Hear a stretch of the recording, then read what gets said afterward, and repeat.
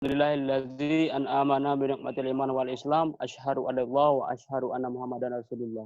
Ma ba'du. Yang terhormat abangda, abanda, ayunda, ayunda yang berkesempatan hadir pada malam hari ini, terkhususnya para pemateri kita, Bang Dr. Alfian Santoni, kemudian para penanggap kita, pakar hukum dari Jambi, Bang Aditya Diar, dan juga penanggap yang kedua, Bang Awal, Ketua Umum DPD IMM Provinsi Jambi. Selanjutnya sudah banyak yang bergabung dari OKP yang ada di Kerinci, ketum-ketum OKP, kemudian Imawan dan Imawati yang berbahagia pada malam hari ini. Alhamdulillah wa syukurillah, melanjutkan diskusi kita pada hari Minggu kemarin yang sempat tertunda dikarenakan ada gangguan dari Zoom. Nah, itu sudah diklarifikasi di Twitter Zoom bahwasanya memang ada gangguan, bukan jaringan ataupun hal-hal lain yang bersangkutan dengan jaringan. Tapi memang ada gangguan dari Zoom. Yang pertama kali saya ingin sampaikan, mari kita bersyukur kepada Allah SWT yang mana pada malam hari ini kita masih diberikan kesempatan untuk berdiskusi. Kemudian salawat beserta salam tercurahkan untuk Nabi besar Muhammad SAW. Allahumma shalli Muhammad wa ala Muhammad. Sebelum memulai diskusi kita, ada beberapa rangkaian kegiatan, rangkaian acara yang akan kita lakukan pada malam hari ini. Yang pertama yaitu pembukaan acara, moderator sudah membuka. Yang kedua, sambutan dari Ketua Umum PCIMM Kerinci. Kemudian materi yang akan disampaikan oleh narasumber kita. Selanjutnya tanggapan dari para penanggap kita. Tidak memperpanjang mukadimah, langsung saja kepada Ketua Umum PCIMM Kerinci, Imawan Dandi Pranata, waktu dan tempat room Zoom kami persilakan. Assalamualaikum warahmatullahi wabarakatuh. Raditu billahi rabba bil islami dina Muhammadin nabiyya wa rasulah. Asyhadu an la ilaha illallah wa asyhadu anna Muhammadan abduhu wa rasuluh. Senior-senior yang berbahagia, juga pemateri yang sudah bergabung, Bang Antos. Mudah-mudahan sudah makan ini Bang Antos. Jadi bisa lebih panas ini diskusinya. Dan juga sudah hadir ini Bang Aditya Diar, pakar hukum yang juga menjadi penanggap kita pada malam hari ini. Tanpa mengurangi rasa hormat, mohon maaf juga Bang sempat ada gangguan, dan seluruh peserta mohon maaf juga sempat ada gangguan kemarin waktu pertemuan di awal. Jadi malam hari ini kita coba untuk mengulang kembali, sebab kami berpikir seperti ini. Kalau sekedar hanya untuk eksistensi,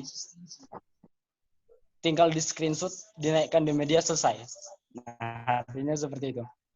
Hari ini kita ingin menemukan esensinya.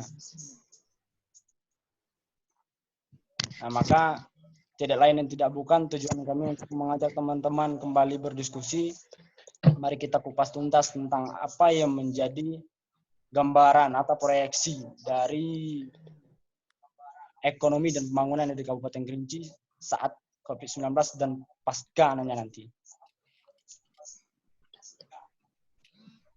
Teman-teman dari PCIMM Kerinci yang berbahagia dan juga dari senior-senior, ada Bang Zul juga, ada Bang Awal, Ketua IMM Provinsi Jambi, ada Bang Nanda juga, yang walaupun jaringan di tempat beliau ini agak susah kabarnya, tapi luar biasa antusias beliau ingin bergabung bersama kita.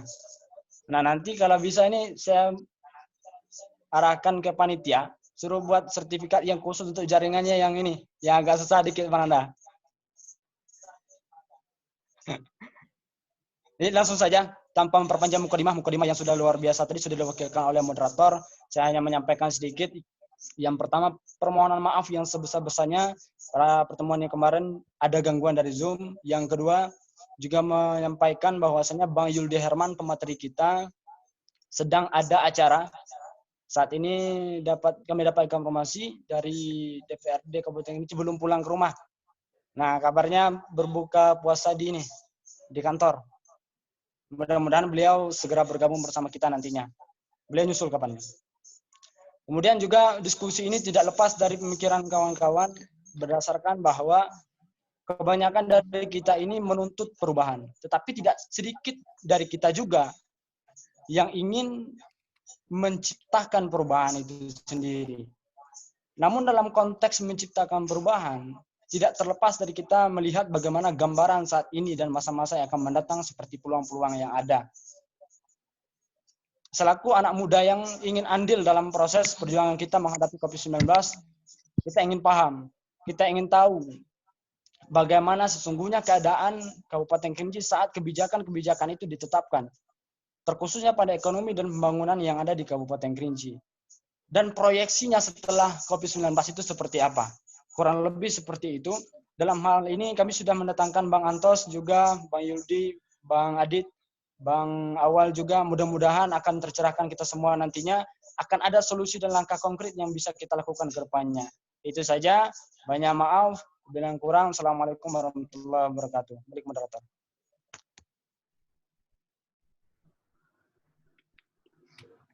Terima kasih sambutannya. Ketua Umum BCMM Kerinci sudah menyampaikan beberapa hal sebagai pengantar kita pada malam hari ini. Selanjutnya, sebagaimana yang sudah sempat kita diskusikan pada hari Minggu kemarin, masalah kebijakan pemerintah daerah Kabupaten Kerinci dalam COVID-19, baik sedang menghadapi ataupun pasca mempersiapkan bagaimana perekonomian Kabupaten Kerinci selanjutnya.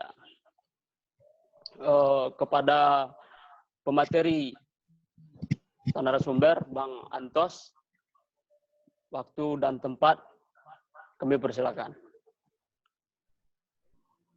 Oke, selamat malam semuanya. Assalamualaikum warahmatullahi wabarakatuh. Sebelum dilanjutkan, bagaimana volume suara saya jelas? Jelas ya? Jelas. Alhamdulillah. Semoga kegiatan kita hari ini diridhoi oleh Allah SWT dan bisa bermanfaat untuk kita semua, khususnya daerah kita, Kota Sumeneb dan Kabupaten Kerinci khususnya, Provinsi Jambi, Indonesia pada umumnya. Adik-adik MM dan juga hadir di sini beberapa senior MM yang mungkin dan juga Dr. Aditya selaku pakar hukum kita hadir bersama kita malam hari ini. Bela pertama, saya ingin menyampaikan bahwasanya di bulan Ramadan ini merupakan bulan yang penuh berkah, walaupun kita dihadapi dengan berbagai macam ujian, terutama ujian masalah virus corona ini yang kita namakan dengan pandemi COVID-19. Kenapa dikatakan pandemi? Karena bukan di lokasi tertentu, tapi menyeluruh di seluruh pelosok dunia. Hampir semuanya terdampak dan hampir semuanya terpapar, masyarakatnya positif, terindikasi positif corona. Saudara-saudara yang saya hormati, mungkin saya langsung saja untuk mengingat waktu. Kita mungkin tidak pakai slide, berarti kita langsung saja untuk diskusi sesuai dengan apa yang disampaikan oleh moderator. Saya tertarik dengan apa yang disampaikan oleh ketua daripada PJM tadi, di mana kita harus menciptakan perubahan. Nah, perubahan ini memang generasi muda lah yang harus menciptakannya. Karena kita perlu transformasi.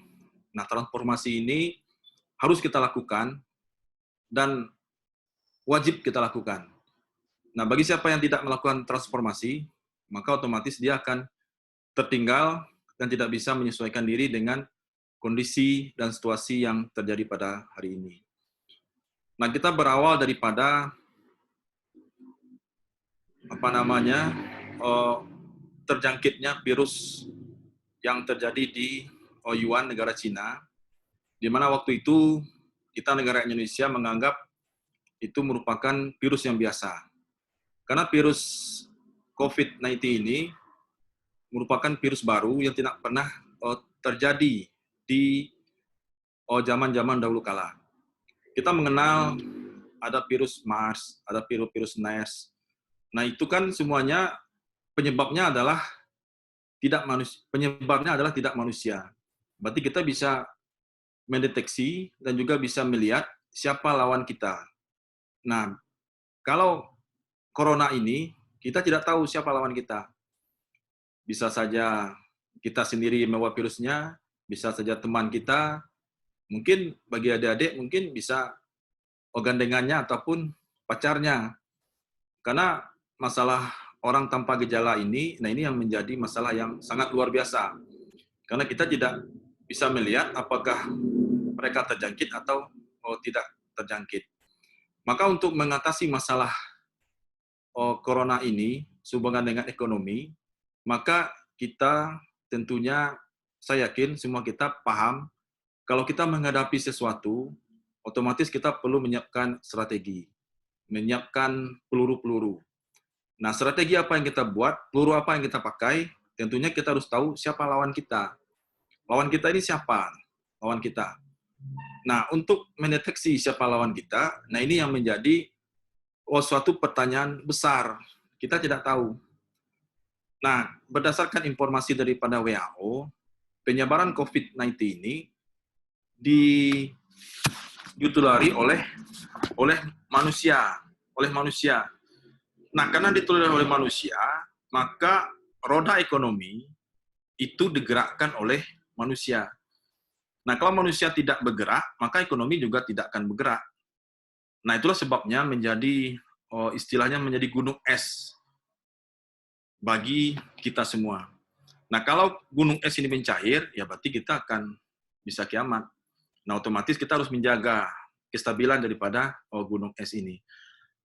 Maka kita melihat kondisi ekonomi Jambi secara umum, berdasarkan data yang kita himpun dari BPJS dan media yang kita baca, jadi prediksi BI tahun 2019, 2020 ini, ekonomi Jambi itu meningkat, lapangan kerja bertambah. Tetapi masuk Januari 2020, dengan terjangkitnya virus corona Desember 2019, November, Desember 2019, semua prediksi, semua rencana itu berubah sampai dengan 180 derajat. Nah, ini menjadi suatu fenomena baru bagi kita untuk mencari solusi apa yang harus kita lakukan. Nah, disinilah peran generasi muda. Saya juga bersyukur kepada Ikatan Mahasiswa Muhammadiyah yang telah membuat acara ini. Berarti kita mencari solusi apa yang harus dilakukan dengan bercermin dari kebijakan pemerintah Kabupaten Kerinci, khususnya Provinsi Jambi pada umumnya. Memang di daerah lain melakukan PSBB. Nah, daerah kita kok tidak melakukan PSBB? Nah, ini kan merupakan suatu pertanyaan besar bagi kita. Karena virus corona ini, tadi saya sampaikan, penyebarnya adalah manusia. Ekonomi dilakukan oleh manusia. Kalau manusia tidak bergerak, maka ekonomi juga tidak bergerak. Nah, ternyata pengembangan pola ekonomi yang kita lakukan itu, penyebaran virus corona itu menyebar dengan cepat. Jadi semakin kita bergerak, maka semakin cepat penyebaran daripada virus corona ini. Bahkan di Indonesia sampai 8% manusia meninggal. 8% gitu. Dari 1.000 sekian yang terjangkit virus corona ini. Nah, alhamdulillah di Kerinci itu belum ada yang meninggal, walaupun ada isunya kemarin ada yang meninggal, tetapi telah kita konfirmasi kiranya itu bukan meninggal karena terjangkit virus corona. Nah, dan mudah-mudahan apa yang terpapar virus corona ini bisa sehat sebagaimana biasanya. Nah, sekarang pola bisnis di dunia ini sudah berubah dan di Kerinci pun juga harus berubah. Perubahan itu bukan perubahan yang apa? Yang secara bertahap, tapi berubah memang secara total. Yang dulunya kita bisa melakukan pembelian secara langsung, sekarang tidak bisa. Yang dulunya kita bisa berinteraksi dengan tatap muka, semuanya tidak bisa. Yang dulunya kita bisa melakukan diskusi di ruangan, nah hari ini juga tidak bisa. Nah, itulah kita melakukan kegiatan telekonferensi seperti ini. Berarti otomatis semua kita harus melakukan transformasi yang sangat luar biasa. Nah, inilah dibutuh kreativitas daripada generasi muda untuk melakukan perubahan itu. Jadi dalam ilmu manajemen, kebetulan saya juga orang manajemen, maka kita harus berada pada zona tidak nyaman. Nah, sekarang kita sudah berada pada zona tidak nyaman. Nah, kalau kita masih berada pada zona nyaman, ya otomatis kita akan tetap berada di tempat. Walaupun pemerintah menerapkan program work from home, berarti kita harus bekerja dari rumah. Ataupun stay at home, kita harus berada di rumah. Ataupun dengan social distancing, physical distancing. Nah, semua kan itu kan membatasi kita untuk melakukan silaturahmi dengan rekan kita, dengan kolega bisnis kita, ataupun dengan orang-orang yang membuat kita bisa link dengan orang lain. Maka di sini yang perlu kita lakukan adalah lakukan transformasi. Nah, berhubungan dengan pemerintah daerah juga harus melakukan transformasi. Walaupun kita melihat di Pemda Kerinci dan Kota Sungai Penuh sudah banyak hal yang dilakukan oleh pemerintah dalam rangka untuk mengatasi daripada dampak daripada corona ini. Karena kita melihat bahwasanya ini juga menjadi isu penting untuk kita semua, apalagi kita umat muslim, apalagi organisasi kita organisasi Muhammadiyah, pemerintah membatasi kita untuk ke masjid, tapi tidak membatasi kita ke pasar. Ini kan menjadi suatu pertanyaan besar bagi kita. Nah, kenapa itu terjadi? Nah, bagi saya seorang yang berpikir tentang ekonomi dan juga agama, saya melihat bahwasanya karena pasar ini, karena ekonomi ini digerakkan oleh manusia, maka otomatis yang melakukan kegiatan bisnis itu adalah manusia. Nah, untuk memindahkan pasar ke rumah kan tidak mungkin. Maka pasar harus dibuka. Nah, kalau untuk ibadah, nah berdasarkan fatwa MUI, ibadah bisa kita laksanakan di mana saja, bukan saja secara berjamaah. Karena ini merupakan suatu penyakit yang memang mengharuskan kita untuk tidak bersentuhan. Jadi, kenapa kita tidak ke masjid? Bukan melarang kita tidak boleh beribadah berjamaah. Tetapi dengan kondisi pandemi COVID-19 ini, yang penyebarannya adalah manusia, maka tidak memungkinkan kita melakukan sembahyang secara berjamaah. Karena berjamaah itu kita harus merapatkan shaf, kita harus sujud di tempat sejadah. Nah, walaupun kita membawa dari rumah sejadahnya, ya otomatis di perjalanan kita akan juga bisa saja terdampak hal itu. Nah, ini memang tidak seluruh wilayah yang seperti ini. Tetapi bagi di daerah kami, khususnya saya berada di Pondok Tinggi, di Kota Sungai Penuh, yang total yang paling banyak terjangkit positif daripada COVID-19 ini ada di Pondok Tinggi. Maka kita di Pondok Tinggi itu semuanya hampir, malah setiap desa sudah membuat portal. Berarti jam sekian tidak boleh masuk.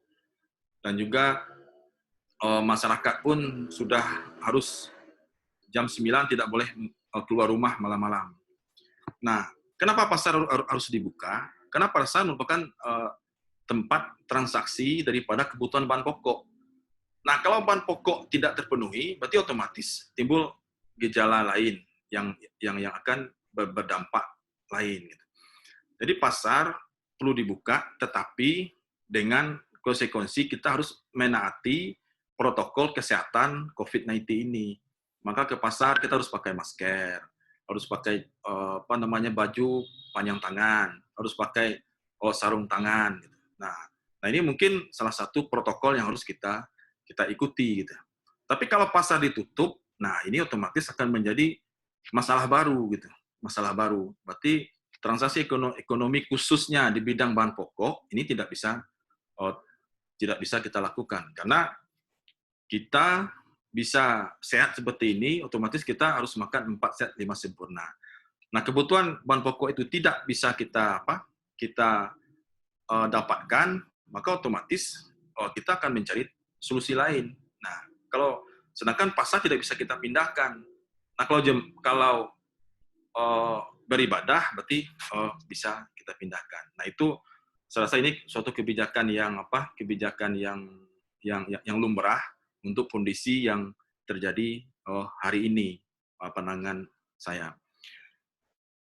Nah, untuk masalah yang dilakukan oleh pemerintah saat ini, bagi masyarakat yang terpapar pandemi COVID-19 ini, pemerintah sudah banyak melakukan bantuan sosial.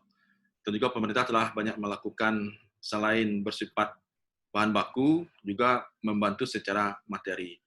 Walaupun jumlahnya, kalau kita hitung dengan tingkat kebutuhan masyarakat, mungkin itu tidak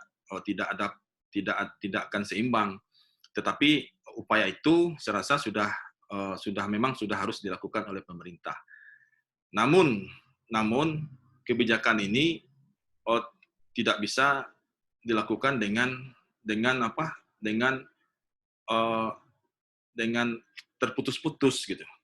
Nah, kalau kita lakukan secara terputus, maka otomatis masyarakat juga akan melakukan aktivitas keluar yang sangat luar biasa lagi. Nah, jadi berarti virus corona itu bisa mengubah pola ekonomi dunia. Dan itu sudah dilakukan oleh semua orang. Di Indonesia juga diakui, pola-pola ada sebelum ini sudah tidak bisa diterapkan lagi. Maka kita harus melakukan perubahan. Kita harus beradaptasi dengan mengenal apa itu corona dan juga cara corona itu untuk menyebarkan virus-virusnya. Yang pertama, seperti bola yang di bagian luarnya itu ada berupa lendir protein. Nah, ini tempat corona ini untuk lengket kemana dia akan menyebar. Nah, apabila ini tersebar dengan kita, ya otomatis kita akan terpapar daripada corona COVID-19 ini. Baiklah saudara-saudari yang saya hormati, jadi pada kesempatan ini, saya juga ingin menyampaikan bahwasanya melakukan aktivitas ekonomi di rumah bukanlah suatu hal yang mudah bagi kita. Jadi hampir 100% pelaku ekonomi yang melakukan aktivitas di rumah yang berhasil itu mungkin sekitar 2%. Kenapa? Ya karena kita belum siap untuk melakukan ini. Nah, kalau kita ingin membatasi corona ini, memang lockdown ataupun PSBB yang dilakukan oleh pemerintah sekarang, mungkin itu salah satu jalan yang memang baik gitu.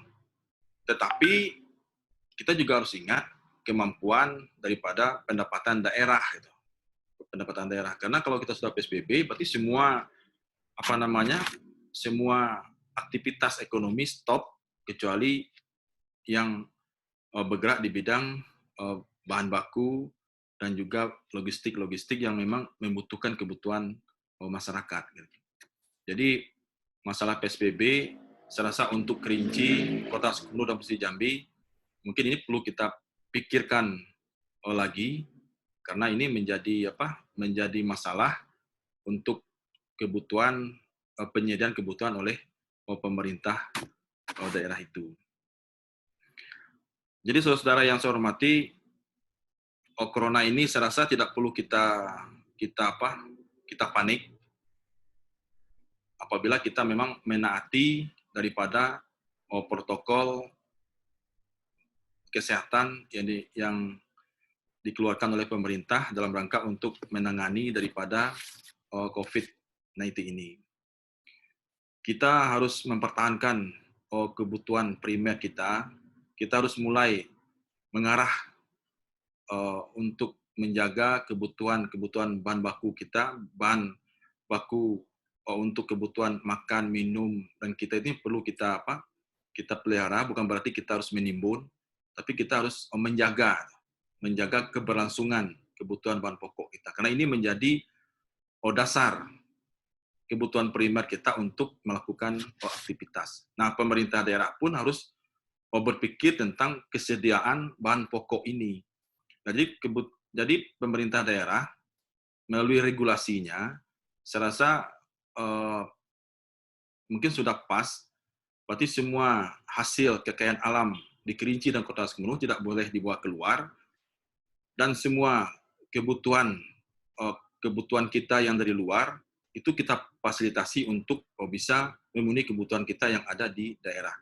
Nah, kalau ini tidak bisa kita jaga, kebutuhan primer kita tidak bisa kita pertahankan, dan pemerintah tidak bisa menjaga ini, maka ini akan menjadi suatu bola salju yang membuat terjadi hal-hal yang tidak bisa kita bayangkan. Nah, kenapa? Karena efek kalau petani tidak mau lagi ke sawah, pedagang tidak mau lagi berdagang, itu sangat berbahaya karena dia mengarah ke kebutuhan primer. Nah, kalau corona ini semakin meningkat, ya otomatis petani takut lagi ke sawah, pedagang takut lagi ke melakukan aktivitas perdagangannya. Nah, ini kan juga menjadi masalah yang baru. Maka pemerintah harus membuat regulasi bagaimana menjamin ketersediaan bahan pokok kita ini harus aman. Nah, kalau kita melihat laporan daripada Badan Statistik kita terjadi inflasi, terutama di bawang merah, telur, dan juga kebutuhan lainnya. Nah, jadi kita lihat di pasar, harga cabai murah, harga bawang merah melonjak. Nah, ini kan juga menjadi suatu permasalahan. Ditambah lagi dengan ekonomi kita yang setiap hari menurun. Nah, mungkin bagi bapak-bapak atau ibu kita yang memang memiliki pekerjaan tetap, seperti di pemerintahan ataupun di perusahaan yang memang menjamin kebutuhannya, mungkin tidak jadi masalah. Tapi bagi perusahaan yang kegiatannya terpengaruh dengan COVID-19 ini, bagi otomatis banyak karyawannya yang dirumahkan, malah ada yang di-PHK-kan. Nah, ini kan menjadi masalah baru. Nah, ini yang perlu juga dipikirkan oleh pemerintah dalam menghadapi COVID-19 ini. Ini dalam proses kita mengatasi COVID-19. Nah, seandainya COVID ini selesai, berarti COVID ini, kalau target daripada pemerintah Jokowi, akhir Juli, berarti COVID ini mencapai puncaknya di Mei, Juni, selesainya di Juli. Nah, ini kan suatu hal yang baik sekali kalau ini memang bisa terjadi. Dan kita doakan ini semuanya bisa terjadi. Jadi pada bulan Juli, nah kita kembali hidup normal. Nah, dengan berhentinya COVID-19 ini bukan berarti masalah selesai. Nah, di bidang ekonomi. Karena kehidupan kita sudah berubah. Berubah ini bukan berubah secara langsung, jadi berubah secara total. Maka pemerintah juga harus mereaksi daripada kebijakan-kebijakannya yang berhubungan dengan kebiasaan kita yang kita lakukan selama ini. Nah, selama ini kita work from home, berarti kita sudah biasa di rumah, bekerja dari rumah. Kita sudah melaksanakan aktivitas online dengan sistem daring. Nah, ini perlu juga penyesuaian yang harus kita lakukan, terutama bagi peningkatan ekonomi. Nah, yang paling terdampak dengan COVID-19 ini adalah UMKM. Karena UMKM tidak bisa melakukan transformasi yang luar biasa karena keterbatasan sumber daya manusia. Karena UMKM ya otomatis melakukan aktivitas langsung. Nah, maka mereka otomatis harus berpikir bagaimana melakukan transformasi di bidang teknologi. Nah, jadi pemerintah juga harus berpikir bagaimana memberdayakan daripada para pengusaha-pengusaha kecil kita agar SDM-nya ditingkat sehingga bisa melakukan aktivitas menyesuaikan dengan kondisi yang terjadi pada hari ini. Maka kita harus fokus pada UMKM. Jadi pemerintah daerah harus fokus dalam langkah pengembangan daripada unit usaha menengah kecil ini. Karena tidak semua UMKM pandai berbisnis dengan pola COVID sekarang ini. Nah, jadi di sudut tempat dia menunggu orang, nah ini harus kita ubah dengan daring ataupun penjualan secara daring. Jadi kita harus mulai memfokuskan orang menyiapkan untuk bekerja dari rumah dan menggarap bidang-bidang kebutuhan primer dan juga meningkatkan UMKM harus lebih ditingkatkan lagi, dan juga kebutuhan primer di bidang kesehatan pangan. Nah, ini menjadi suatu perhatian yang perlu menjadi fokus pemerintah. Saya rasa itu yang perlu saya bagikan untuk awal ini, dan nanti mungkin akan berkembang dalam diskusi. Sekian, terima kasih. Assalamualaikum warahmatullahi wabarakatuh. Waalaikumsalam warahmatullahi wabarakatuh. Terima kasih Bang Dah, sangat luar biasa penyampaian materinya tadi. Bahwasanya memang betul semenjak corona ini hadir jadi permasalahan manusia sejak 2 Maret lalu, Indonesia juga ikut merasakan dampak dari corona tersebut. Mau tidak mau daerah-daerah yang ada di Indonesia, termasuk juga Provinsi Jambi, daerah Kerinci dan sebagainya, merasakan dampak dari corona tersebut. Dan pemerintah selaku mengambil kebijakan yang memang harus mengambil kebijakan yang tepat, mempertimbangkan segala aspek. Kami ucapkan terima kasih Bang Dah sudah menyampaikan materinya. Tapi kami mohon Bang Dah tetap stay di room Zoom dulu, Bang Dah. Siap ya? Kemudian kami minta kepada Bang Aditya Diar untuk menanggapi selaku penanggap kita dan selaku pakar hukum yang berkesempatan hadir pada malam hari ini. Kepada Bang Aditya Diar, kami persilakan dengan segala hormat.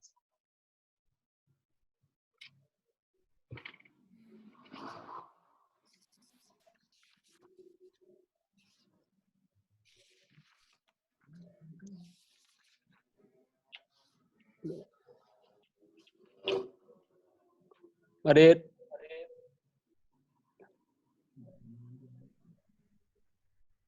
Ada deh.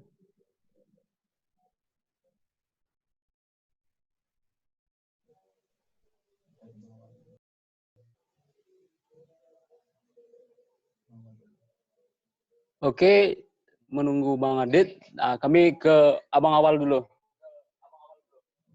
Ketua DPD IMM Provinsi Jambi. Kami persilakan, Bang. Halo. Itu Bang Adit. Oh, ada. Adit.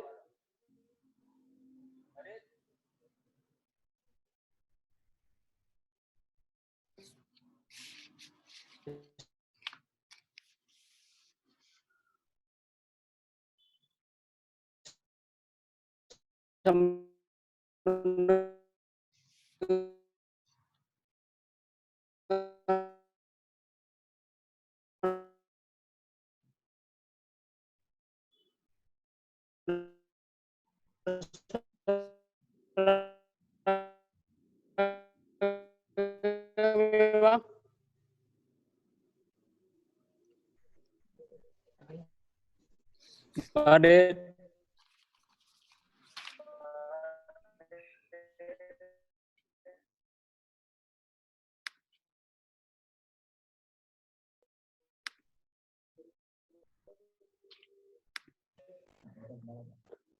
Bang Awal, bisa mendengar?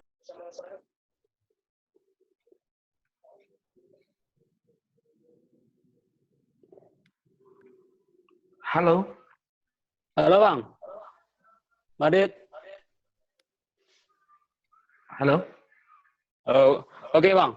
Kita lanjutkan ke penanggap Bang, ke Abang sebagai penanggap pada malam hari ini terkait dengan pembahasan yang sudah disampaikan oleh Bang Tas tadi. Waktu dan tempat kami persilakan Bang.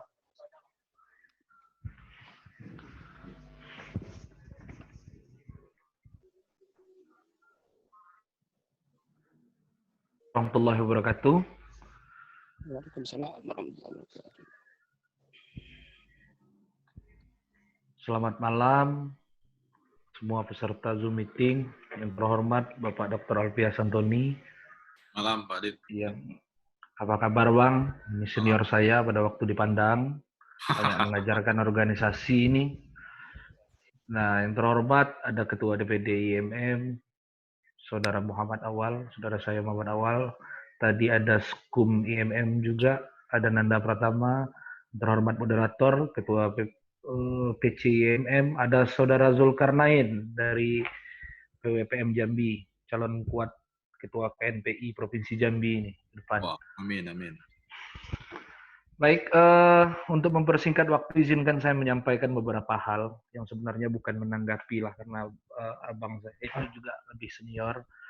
Saya cuma memberikan sedikit gambaran saja terkait bagaimana penanganan COVID jika dibandingkan dengan yang telah hancur lebur negaranya akibat COVID-19 ini sendiri. Seperti di Amerika, Italia merupakan negara maju yang terlambat di dalam mengatasi persoalan COVID-19 yang akibatnya sangat jelek sekali terhadap pembangunan ekonomi yang ada. Dilihat dari hukum ketatanegaraan dengan memperlihatkan ada beberapa regulasi, terutama di dalam 28H ayat 1 Undang-Undang Dasar tahun 1945. Salah satunya adalah ketersediaan lingkungan, bantuan, dan fasilitas. Karena kesehatan adalah hak rakyat yang dikategorikan sebagai irreducible rights atau hak yang tidak dapat diganggu-gugat. Dari sini, kemudian pemerintah memiliki tanggung jawab penuh yang harus disupport oleh masyarakat yang ada di daerah setempat. Otomatis, karena ada otonomi daerah, maka ada sifatnya yang bersifat base-hicking atau suatu kebijakan khusus yang dapat diambil oleh pemerintah daerah di dalam penanganan suatu perkara yang dampaknya berbeda dengan daerah-daerah lainnya. Nah, jika melihat dari regulasi yang ada, pemerintah pusat telah mengeluarkan beberapa bentuk regulasi tentang penanganan COVID-19 ini.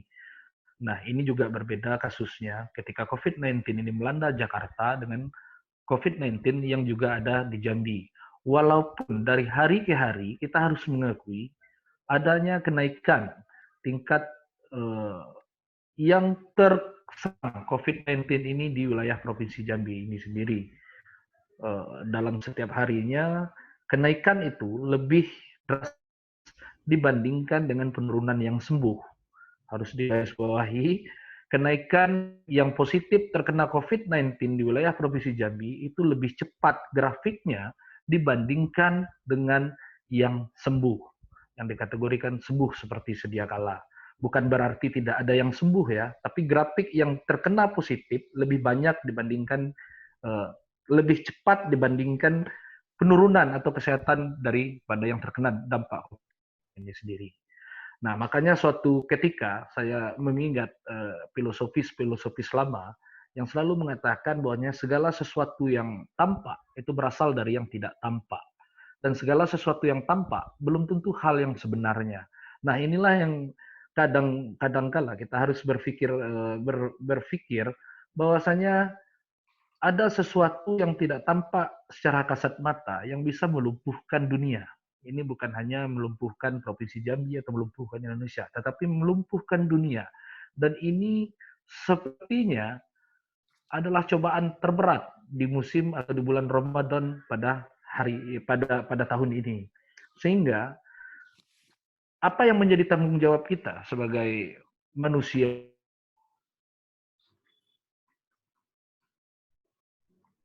Kita tidak dapat melakukannya secara sendiri-sendiri. Ini harus dilakukan secara bersama-sama dengan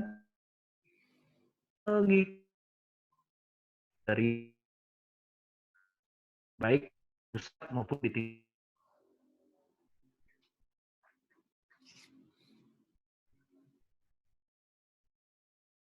Apapun pemerintah, ini akan berdampak terhadap aspek ekonomi.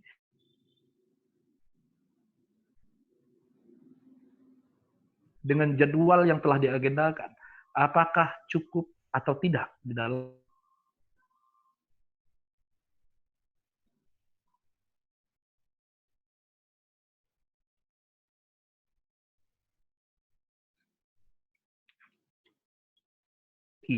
dana simpanan untuk daripada proses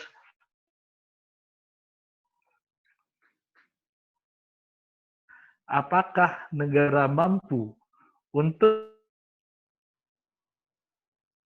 pada COVID-19 ini melanda.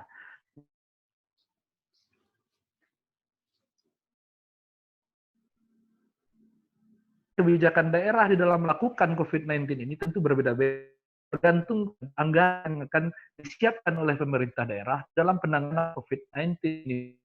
Ketiga, pemerintah harus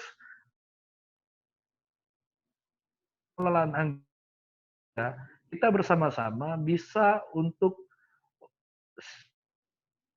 melakukan atau mengantisipasi terjadinya serangan COVID-19 ini. Ini adalah hal yang dilakukan oleh pemerintah yang hingga bulan Juni mendatang atau 29 Mei ini masih melakukan sistem PSBB di beberapa daerah. Namun ketika kita berbicara aspek lebih kecilnya di Kabupaten Kerinci, dampak-dampak yang seperti ini tentu akan mengganggu aktivitas atau keseharian masyarakat. Seperti kita lihat, banyaknya masih adanya ojek-ojek konvensional. Ojek-ojek konvensional yang masih terganggu dengan adanya COVID-19 ini. Ada lagi kusir bendi dan beragam macam jenis atau status terdampak terhadap COVID-19 ini. Nah, ini juga harus didudukkan pemerintah daerah. Adik-adik bisa untuk mendiskusikan kepada dampak ekonominya terhadap COVID-19 ini. Kalau seandainya kita berpikir adanya pegawai negeri sipil atau lain sebagainya yang mendapatkan penghasilan secara bulanan, itu mungkin sedikit tidak sedikit berpengaruh terhadap pendapatan secara ekonomi. Namun bagi yang masyarakat yang beraktivitas langsung di tengah sosialnya, di tengah interaksi sosial masyarakat itu sendiri, ini pasti akan berdampak. Contoh tukang bangunan juga akan berdampak. Nah, untunglah di Kabupaten Kerinci adanya pertanian dan perkebunan masih menjadi masyarakat. Nah, ini mungkin sedikit membawa ketenangan bagi pemerintah. Jarang-jarang virus melalui hutan. Virus itu masuk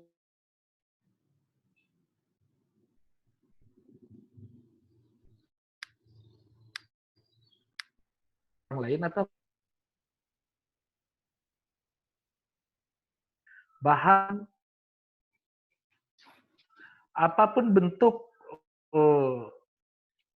tahapan atau apapun bentuk kebijakan yang akan diambil oleh pemerintah kelak, tentu kita harus siap di dalam mengantisipasinya dengan pola-pola kedaerahan masing-masing.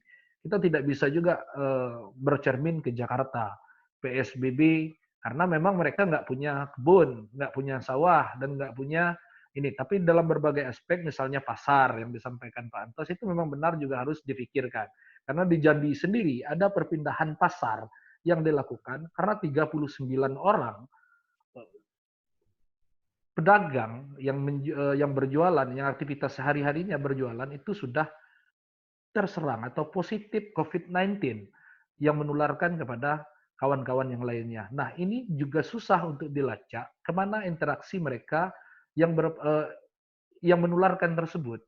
Oleh karenanya, perlu juga antisipasi yang demikian, karena ada beberapa zona yang menjadi rawan untuk interaksi itu. Ada zona yang dari Goa, ada zonasi yang dari Malaysia. Nah, ini kan kita tidak menyalahkan antar individu atau antar sesama masyarakat. Setidaknya sedikit maulah mendengar apa yang dicanangkan oleh pemerintah untuk bagaimana menghentikan langkah COVID dalam penyebarannya, sehingga apa yang menjadi dominasi dari yang dilakukan oleh masyarakat terhadap COVID-19 ini, yang diharapkan oleh masyarakat oleh COVID-19 ini bisa cepat atau bisa kembali pulih seperti sedia kala. Perlu juga apapun cerita adik-adik mahasiswa, jika baik menjadi baik karenanya harus masyarakat mudah terpancing dengan apa yang digadang-gadangkan atau yang ditakut-takuti selama ini, sehingga jalannya pemerintahan yang baik dengan mengeluarkan ekonomian yang ada dan ditopang oleh kemauan masyarakat yang kuat terhadap COVID-19 ini kepada masa-masa yang sesungguhnya atau masa sederhana di mana hari. Mungkin demikian Pak Dede, Antos salah dalam penyampaiannya. Saya billahi fisabilil haq, fastabiqul khairat. Assalamualaikum warahmatullahi wabarakatuh. Waalaikumsalam. Waalaikumsalam warahmatullahi wabarakatuh. Terima kasih Bang Aditya Diar sudah menanggapi dan beberapa pemaparan mengenai kebijakan dari sudut pandang hukum. Kemudian kami ke Bang Awal selaku tokoh muda Provinsi Jambi atau Ketua Umum DPD IMM Provinsi Jambi. Bang, bagaimana menurut Abang mengenai kebijakan yang berdampak pada ekonomi masyarakat hari ini dan nanti? Waktu dan tempat kami persilakan, Bang. Oke, baik. Sebelumnya mohon izin, Assalamualaikum. Ya.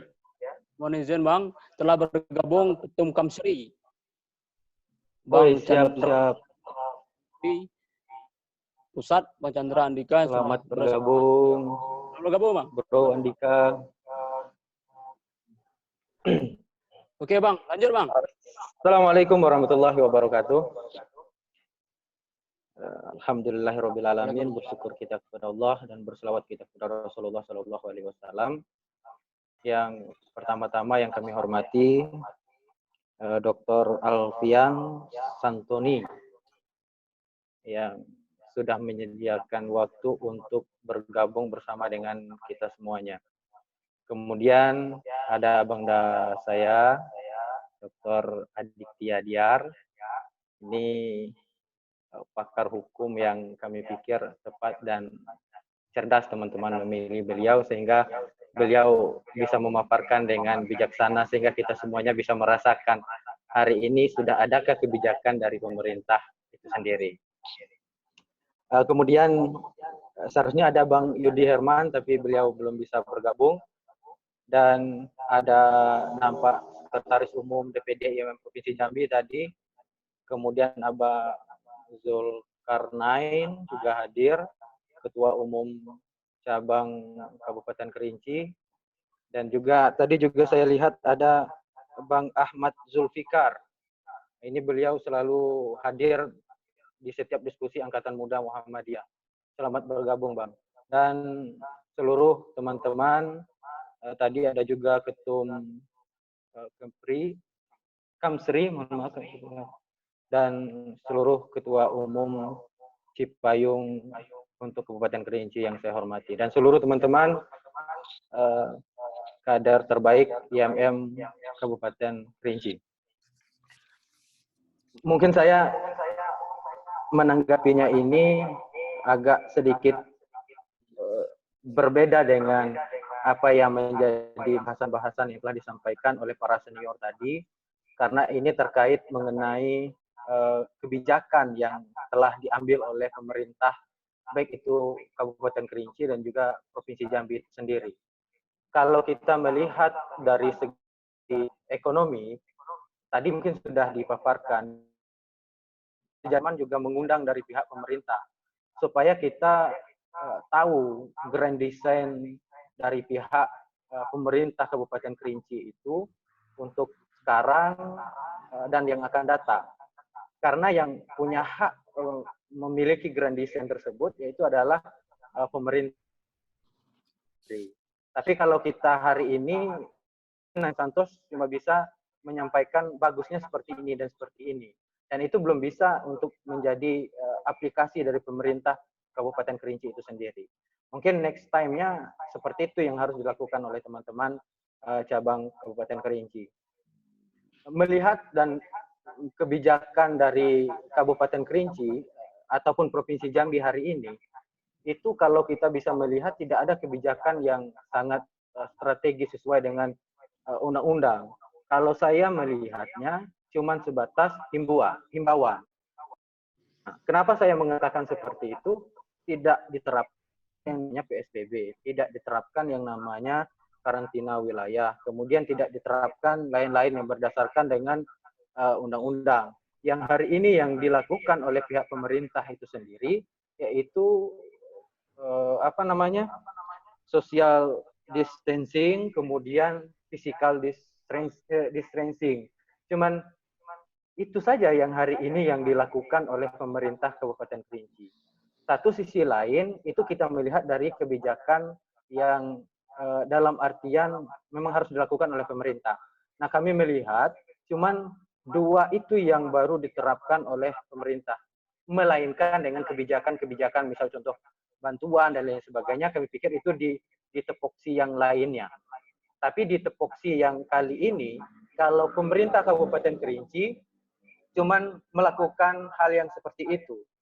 Jadi terkait mengenai apa yang menjadi bahasan kita pada saat sekarang ini, yaitu adalah kebijakan pemerintah soal pandemi terhadap ekonomi masyarakat Kabupaten Kerinci saat sekarang ini, itu belum bisa kita katakan seperti apa dan seperti apa. Tetapi pemerintah, maksud saya masyarakat Kabupaten Kerinci itu sudah merasakan dari dampak ekonominya sendiri. Dari seperti yang contoh telah disampaikan tadi, dari pedagang UMKM dan lain sebagainya, itu mengalami keganduhan di bawah karena menurunnya dari segi pembelian, kemudian penjualan dan lain sebagainya. Nah, ini yang kami pikir menjadi catatan untuk pemerintah Kabupaten Kerinci yang sekiranya harus memikirkan besok dan yang akan datang apa yang harus dilakukan. Nah, sementara yang paling penting untuk kami beritahu oleh teman-teman semuanya yang berhadir di Zoom meeting ini, sejauh mana kebijakan dalam bentuk menaikkan ekonomi yang ada di Kabupaten Kerinci. Kalau tidak salah saya, kalau di provinsi itu ada 211 miliar dana yang disiapkan untuk COVID-19 ini. Kemudian di Kabupaten Kerinci kurang lebih 35 miliar itu sudah disiapkan untuk Kabupaten Kerinci. Nah, pertanyaan kita hari ini, sejauh mana pemerintah itu sudah menyalurkan anggaran tersebut? Nah, satu sisi lainnya lagi, tentu kita selaku teman-teman organisasi aktivis mempertanyakan kepada pemerintah saat sekarang ini, apa yang menjadi acuan ataupun grand design dari pemerintah, kita fokus ke pemerintah Kabupaten Kerinci. Apa yang menjadi grand design pemerintah Kabupaten Kerinci mengelola dana yang sebanyak itu untuk kesejahteraan masyarakat Kabupaten Kerinci. Nah, itu menjadi tanda tanya kita hari ini. Sembako diberikan, kemudian pertanyaan kita, dana-dana yang lain yang masuk di kas pemerintah Kabupaten Kerinci seperti dana CSR dan lain sebagainya, itu bagaimana prosesnya? Kalau setelah saya koreksi-koreksi, ada 7 bentuk bantuan yang diberikan kepada masyarakat, baik itu dari pemerintah pusat, pemerintah provinsi, dinas sosial, kemudian dinas kabupaten kota, kemudian juga untuk dana desa tersebut. Itu disalur ada 7 macam bentuk penyaluran tersebut. Nah, saat sekarang ini, kalau kita melihat, itu seluruh dari dana yang 7 yang seperti yang saya sampaikan tadi, kalau nanti diminta saya untuk menjelaskan itu, saya juga bersedia, tapi di yang kedua saja saya menjelaskan itu.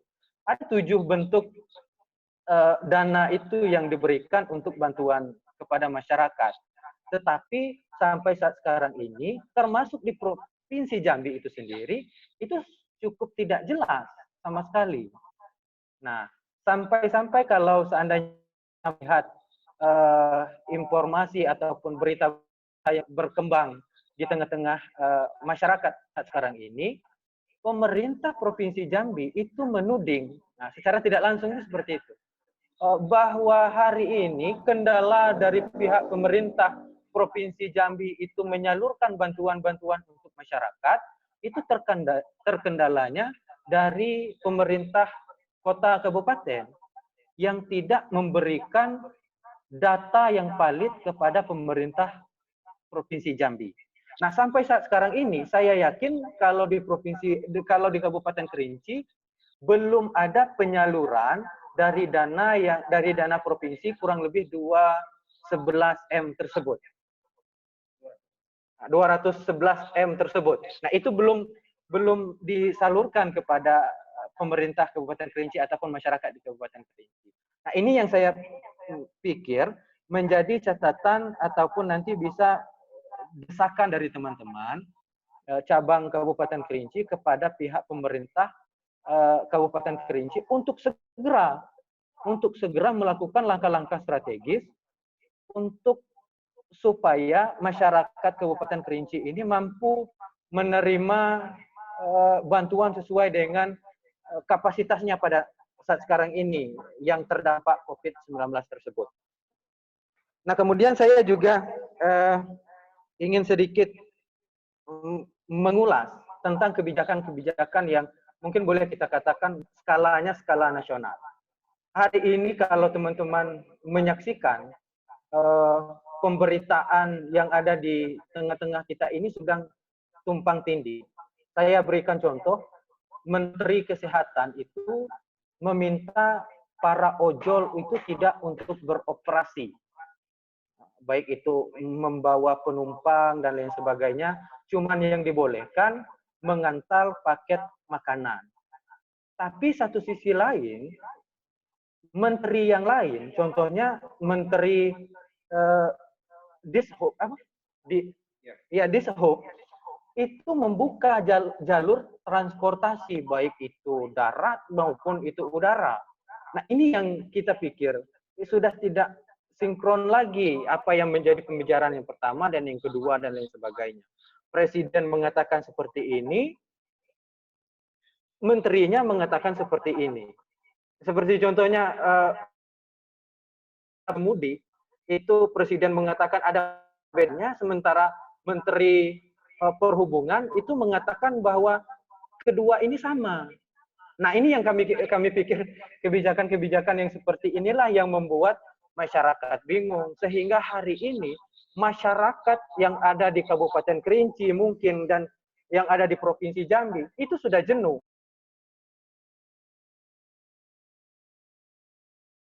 Kita disuruh untuk diam di rumah, sementara kebijakan yang diambil oleh pemerintah itu berbeda-beda dan lain sebagainya.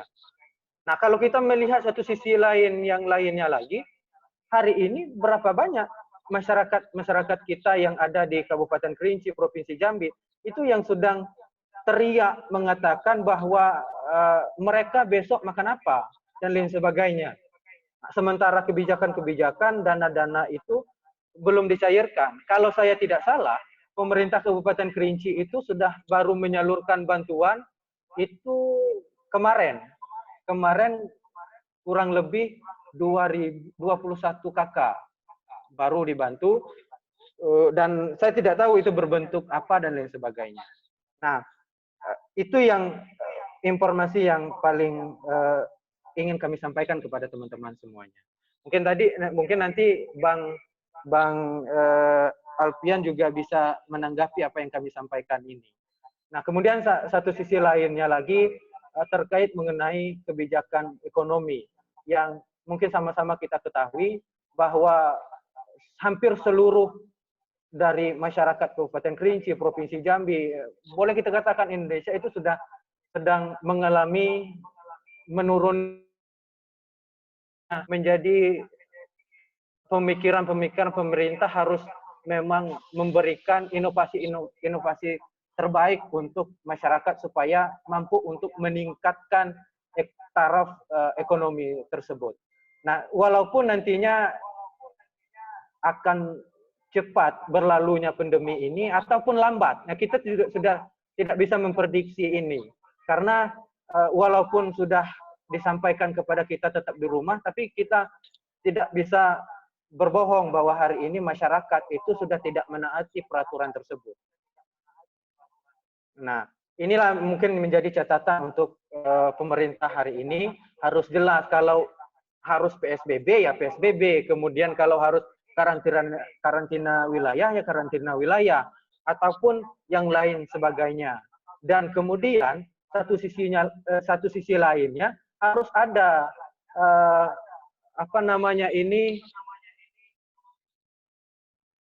bisa kita katakan sanksi bagi yang melanggar tersebut. Kurang lebih seperti teman-teman melihat yang ada di India itu, ketika ada masyarakat yang keluar dipukul atau lain sebagainya. Mungkin tidak diterapkan seperti itu untuk Kabupaten Kerinci atau Provinsi Jambi. Mungkin bisa dengan yang lainnya. Nah, saya pikir untuk saat ini itu yang bisa saya tanggapi. Lebih tepatnya saya memberikan informasi keadaan saat sekarang ini yang ada di Provinsi Jambi dan lain sebagainya. Saya kembalikan kepada moderator. Terima kasih Banda yang sudah menyampaikan materi atau informasi terkait dengan bagaimana situasi ekonomi masyarakat Kerinci pada hari ini. Kemudian kami selaku PCM Kerinci kemarin sudah terjun juga ke lapangan, bahwasanya walaupun Kerinci ini belum menerapkan PSBB ataupun karantina wilayah, akan tetapi seperti yang berada di Kayu Aro, daerah yang salah satu daerah yang ada di Kerinci, hasil pertanian mereka itu diekspor keluar atau yang menampung daerah-daerah seperti Jambi, Padang dan sekitarnya. Nah, dari daerah tersebut memberlakukan lockdown, maka hasil pertanian ini harganya menurun. Nah, walaupun Kerinci belum menerapkan PSBB, tapi masyarakat Kerinci cukup merasakan terhadap dampak terhadap PSBB tersebut. Baik, kami ke teman-teman yang ingin bertanya, silakan sesuai dengan aturan yang sudah kami buat di grup WhatsApp, bahwasanya bisa dikirim di grup WhatsApp atau langsung dengan mengirimkan tanda jempol ada di sebelah kanan di ini. Nah, bisa mengirimkan ini. Yang ingin bertanya silakan. Oi, Bang Zul nih udah bertanya nih, udah nggak sabar lagi bertanya nampaknya ini Bang Zul. Oke Bang Zul, silakan Bang Zul bertanya. Bismillahirrahmanirrahim. Kedengar nggak? Kenalan Bang. Assalamualaikum warahmatullahi wabarakatuh. Waalaikumsalam warahmatullahi wabarakatuh. Calon Ketua PNPI.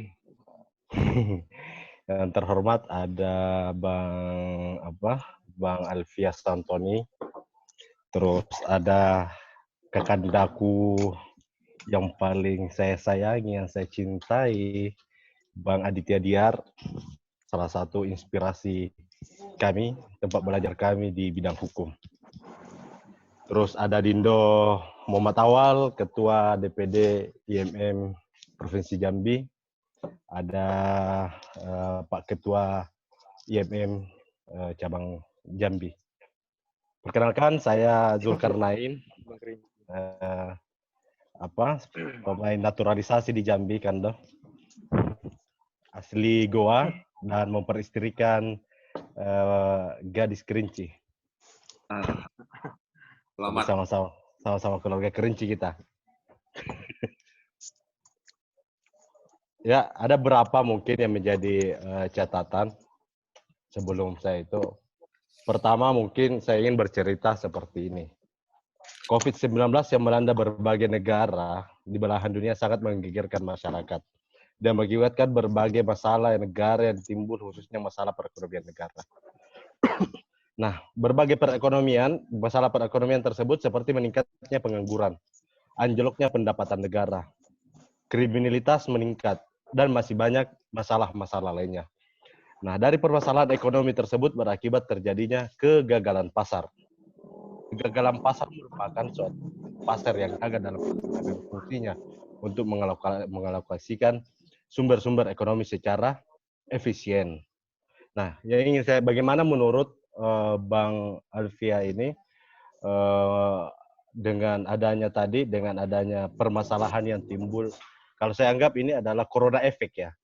Corona efek yaitu adanya pengangguran. Terjadi PHK di setiap level pekerjaan. Tentunya ini berimbas pada pendapatan suatu kepala rumah tangga. Terus anjloknya pendapatan negara. Ini tentu berakibat juga terhadap income per kapita suatu daerah. Nah, terus ke Bang Adit, nyambung ke Bang Adit, bagaimana Bang? Menurut hukum ini luar biasa efeknya ini COVID-19. Karena kemarin itu sempat dibebaskannya para tahanan itu, sempat dibebaskan narapidana itu. Nah, ini justru mengakibatkan tingkat kriminalitas ini luar biasa, Bang. Bagaimana dari sudut pandang hukum ini menilai corona efek ini.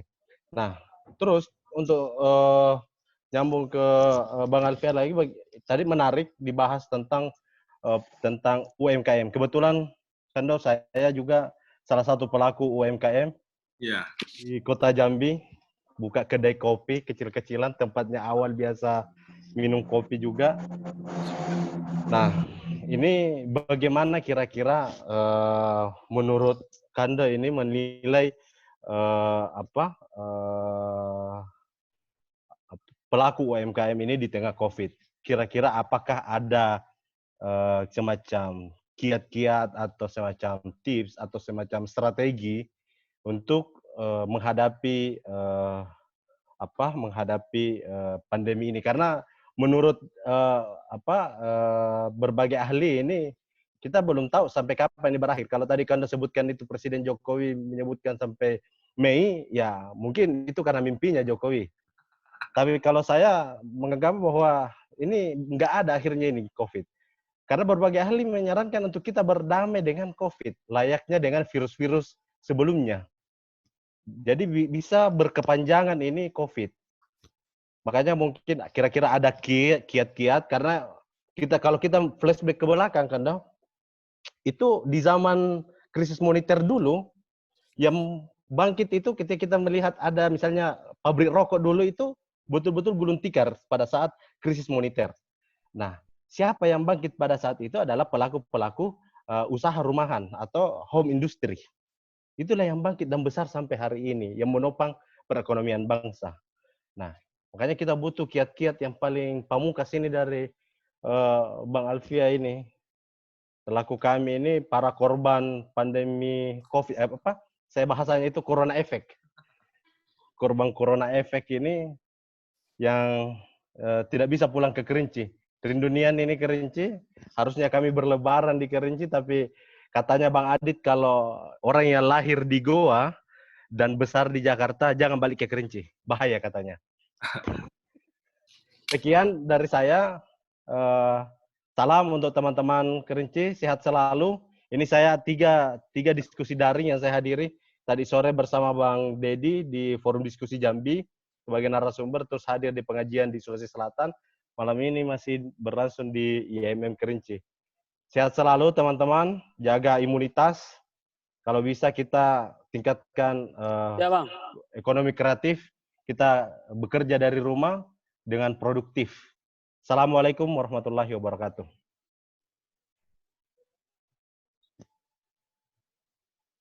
Waalaikumsalam warahmatullahi wabarakatuh. Baiklah, saya langsung saja ke Bang Alvia mengenai pertanyaan yang sudah disampaikan oleh Bang Zul tadi. Silakan Bang Alvia. Ya, terima kasih moderator. Selamat malam, Dindo Zul. Malam Bang. Semoga sukses ini menjadi ketua KNPI Jambi. Amin, Allahu amma amin. Panjang aminnya itu untuk awal. Mudah-mudahan IMM dukung nih Bang Zulkarnain. Wajib itu, kalau enggak durhaka Bang. Ya, terima kasih pertanyaan. Memang saya setuju dengan yang disampaikan oleh Dindo Zulkarnain tadi, bahwasanya dengan adanya COVID-19 ini, semua lini, semua relung-relung kehidupan kita semua terganggu. Memang kita telah menghadapi beberapa virus-virus sebelumnya, tapi bisa kita atasi. Walaupun sekarang masih ada istilah Dindo Zul tadi, kita berdamai dengan corona. Namun kondisi corona itu berbeda dengan MERS, berbeda dengan MERS, karena lawan kita nyata. Seperti MERS itu berarti dari hewan. Berarti kalau lawan kita nyata hewan, kan bisa kita basmi. Berarti kita bunuh, selesai. Nah, ini lawan kita manusia. Manusia. Kan tidak bisa kita yang terpapar, kita selesaikan, ya otomatis kan di mana kemanusiaan kita. Nah, itulah yang menjadi corona efek ini menjadi suatu yang luar biasa. Berarti otomatis kita memang harus melakukan perubahan total. Memang dengan adanya ini, karena pelaku ekonomi itu adalah manusia, maka yang merasakan dampak langsung itu adalah para pelaku ekonomi. Jadi tidak melihat kasta, besar, kecil, termasuk tadi UMKM, semuanya terdampak. Nah, yang bisa leading di sektor corona efek ini, ya mereka yang memang sudah melakukan transformasi informasi, seperti telah melakukan penjualan daring. Nah, sekarang kan kita melihat Zoom. Nah, yang kita pakai malam ini, Zoom ini paling yang tidak diminati. Dia kalah dengan WA, kalah dengan apalagi dengan Facebook. Nah, sekarang dengan adanya corona ini, Zoom menjadi rating paling disukai. Malah kelipatan penghasilannya itu melebihi triliunan daripada pendapatannya. Ini kan suatu hal yang sangat luar biasa. Jadi mungkin jawaban kunci kita, berarti kita harus melakukan transformasi daripada penyesuaian daripada kondisi hari ini. Memang kita, apakah ini penyesuaian daripada zaman? Nah, dari zaman. Karena zaman sekarang zaman internet, maka penyakitnya juga penyakit internet tampaknya. Nah, itu. Jadi memang kita harus melakukan itu. Nah, tadi saya sudah sampaikan, memang prediksi semua ekonom pada tahun 2019, 2020 ini menjadi suatu peningkatan ekonomi kita yang positif. Tetapi semua rencana prediksi itu berubah dengan seketika dengan adanya corona ini. Pengangguran bertambah, otomatis pendapatan income per kapita masyarakat juga akan berkurang. Memang kegagalan pasar, ya otomatis kita sama-sama merasakan. Nah, jadi masalah daripada UMKM, memang krisis ekonomi moneter 98 dengan corona efek ini memang sedikit berbeda. Nah, kalau 98 mungkin kita sama-sama tahu yang menjadi indikator paling penting meningkatkan ekonomi negara adalah UMKM. Nah, sekarang yang paling berdampak dengan corona ini itu adalah UMKM. Karena tadi saya sampaikan kelas salah satu termasuk startup.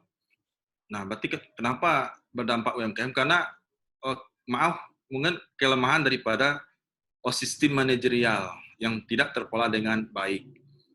Karena sekarang dituntut adanya digitalisasi, dibutuhkan sumber daya manusia. Nah, umumnya UMKM kita itu masih dalam rangka mewujudkan bisnis baru. Nah, jadi belum melakukan bisnis yang sesuai dengan mekanisme bisnisnya. Nah, karena UMKM lebih membutuhkan transaksi, gitu. Transaksi. Walaupun juga ada sudah yang melakukan daring ataupun online, tapi belum maksimal. Nah, sekarang yang perlu dilakukan oleh oleh pelaku UMKM saat ini itu adalah melakukan transformasi daripada informasi, terutama digitalisasi. Nah, ini yang perlu kita lakukan. Saya punya teman, kebetulan Kopinur. Nah, itu juga berbisnis di UMKM. Mereka memang bergerak di bidang produk.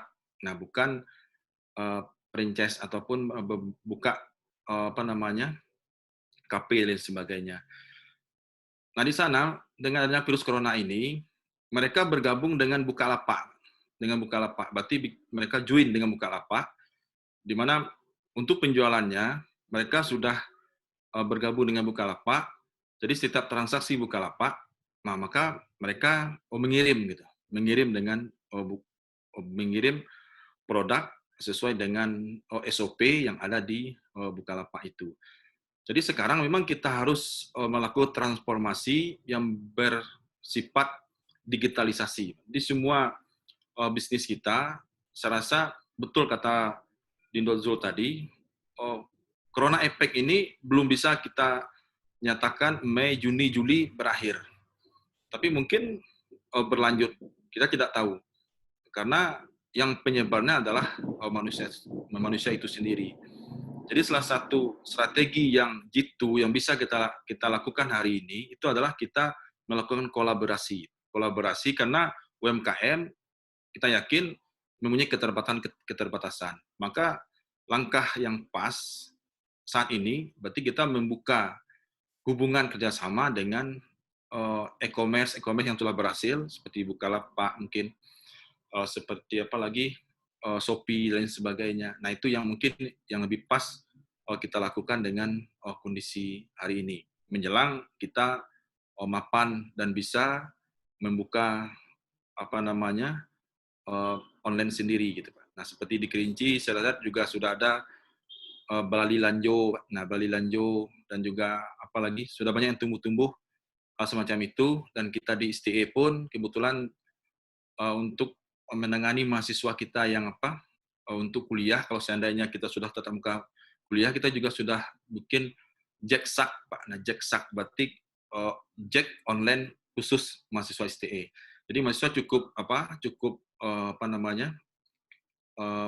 booking di sana, maka nanti ojek akan menjemput mereka di tempat mereka, dan ini kita kerjasama dengan ojol, Pak. Nah, ojek pangkalan yang kita tarik, nah itu yang kita lakukan. Jadi mungkin itu Dindo Zul, jawaban dari saya, berarti kita harus mentransformasi ke digital. Sekian, terima kasih. Assalamualaikum warahmatullahi wabarakatuh. Waalaikumsalam warahmatullahi wabarakatuh. Baik, terima kasih kepada Bang Antos yang sudah menjawab pertanyaan dari Bang Dazul. Selanjutnya saya ke Bang Adit mengenai pertanyaan dari Bang Zul, yaitu kenapa ketika COVID-19 ini sesuai kalau tidak salah peraturan Menteri Hukum yang mana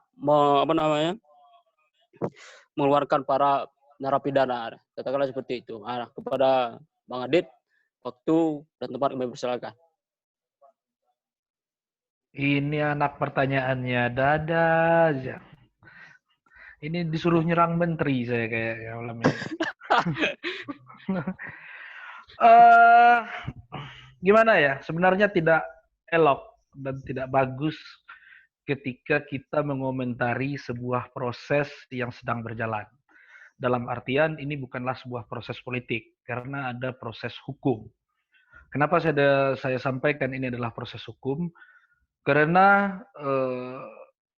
keputusan atau peraturan Menteri Hukum dan HAM nomor 10 tahun 2020 terkait pembebasan narapidana dengan argumentasi yang dibangun karena COVID-19 itu sedang menjalani sidang di Pengadilan Negeri Surakarta.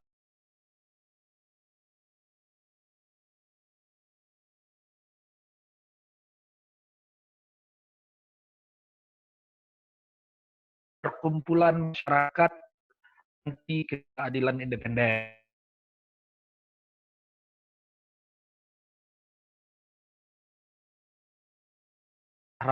Saya untuk memeriksa karena masih ada hakim di sana, ada pihak Kemenkumham, dan ada pihak penggugat itu sendiri. Dan ini tentu tidak elok untuk mengomentari proses sidang yang sedang berlangsung, kecuali proses kebijakannya. Terkait persoalan kebijakan, tentu ada pihak yang pro dan ada pihak yang kontra. Lalu saya di mana? Saya bisa berada di pihak yang pro, bisa berada di pihak yang kontra. Karena kedua pendapat tersebut benar. Di pihak pro mengatakan adanya over capacity terhadap lembaga permasyarakatan yang menyebabkan interaksi antar sesama lebih cenderung meningkat, ditambahkan dengan adanya virus corona yang mewabah. Nah, ini menjadi persoalan bukan hanya pada waktu virus corona saja. Over capacity adalah penyakit yang menahun yang melanda lembaga pemasyarakatan yang ada di Indonesia. Artinya, tanpa pun adanya virus corona, over capacity ini telah terjadi bertahun-tahun yang lalu. Bahkan sebelum saya menyandang gelar sarjana hukum, over capacity ini sudah ada, sudah terjadi di Indonesia. Nah, yang kedua, di sisi kontranya, saya ingin mengatakan bahwasanya ini adalah sebuah kebijakan simalakama. Kebijakan simalakama yang dimaksud adalah, di sisi lain, pemerintah membuka gemboknya sendiri atau membuka bajunya sendiri, melucuti bajunya sendiri, di mana ia mengatakan ketidakmampuan di dalam pengelolaan lembaga pemasyarakatan, sehingga adanya over capacity. Berbeda halnya dengan di Norwegia. Dia itu standarisasi lembaga pemasyarakatannya itu sama halnya dengan hotel bintang 3 di Norwegia. Dan itu adalah satu-satunya lembaga pemasyarakatan yang memenuhi standar rule of the law yang digunakan oleh dunia internasional.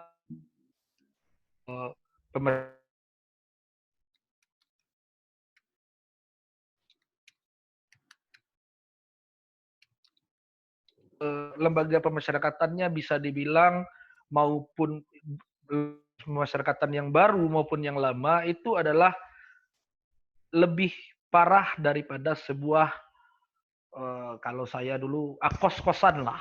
Nah, diibaratkan seperti itu. Lebih parah dari kos-kosan karena tidak melihat dari berapa jumlah maksimal yang dihuni. Yang kedua, ventilasi angin harus digunakan dan standar secara internasionalnya. Yang ketiga juga ruang terbuka hijau bagi narapidana untuk melaksanakan aktivitas di pagi hari. Nah, ini ketika pemerintah mengatakan alasannya adalah over capacity, yang di sisi kontranya saya ingin mengatakan bahwasanya itu adalah membuka bobroknya sendiri yang tidak dapat mengelola narapidana. Terkait persoalan kasus, saya tidak akan mengomentari apapun. Karena apapun ininya, jalan ceritanya, itu sudah beredar di ranah pengadilan, biarlah pengadilan yang mengadili kasus-kasus itu. Demikian. Mohon maaf Bang Jul, tidak bisa secara konkret, nanti Pak Yosana capek kita dibuatnya. Terima kasih. Silakan, Dek. Terima kasih, Bang. Baik, sebelum saya ke Bang Awal, Saya mau ke Bang Zul terlebih dulu. Bagaimana Bang terkait dengan pertanyaan dari BT, jawaban dari Mafia dan juga Bang. Oke, saya rasa menarik ini Bang. Menarik sekali jawaban, luar biasa. Kanda Alfia ini memang saat ini yang dibutuhkan dan kita harus terbiasa ini adalah sistem e-commerce itu. Itu tadi. Jadi termasuk warung-warung kopi itu usaha-usaha ya harus terbiasa dengan misalnya kalau yang lebih mungkin kalau buka lapak itu terlalu ekstrim bagi kita yang di pelosok. Mungkin kalau yang ngetren sekarang itu adalah GoFood dan Grab misalnya. Jasa angkutan itu. Luar biasa. Sangat menginspirasi bagi kami. Tapi sangat disayangkan ini karena Bang Adit kurang tajam gitu jawabannya. Harusnya lebih tajam gitu karena ini permasalahan serius, persoalan hukum ini, persoalan narapidana ini yang bebas ini membuat resah masyarakat. Apalagi sepanjang perjalanan misalnya kalau kita mudik itu biasanya sepanjang perjalanan dari Lampung sampai Jambi itu banyak tantangan. Nah, dengan dibebaskannya narapidana ini yang kita minta ini bagaimana sudah pandang hukumnya Bang Adit ini. Jangan menganggap bahwa ketika misalnya yang pro dan kontra itu sama saja. Itu jangan kayak gitu Bang. Harusnya yang lebih tegas lagi menanggapi hukum ini. Gitu Bang. Jangan terlalu takut terhadap pemerintah. Kan Bang Adit disumpah atas nama rakyat untuk doktornya, bukan atas nama pemerintah. Berpihaklah sedikit sama rakyat, Bang. Itu mungkin dari saya. Terima kasih, Bang. Terima kasih, Kando. Terima kasih, Bang. Saya pikir sangat menarik diskusi kita pada malam hari ini. Nampaknya semakin malam semakin tajam nampaknya, walaupun menurut Bang Zul, Bang Adit kurang konkret tadi ya, Bang.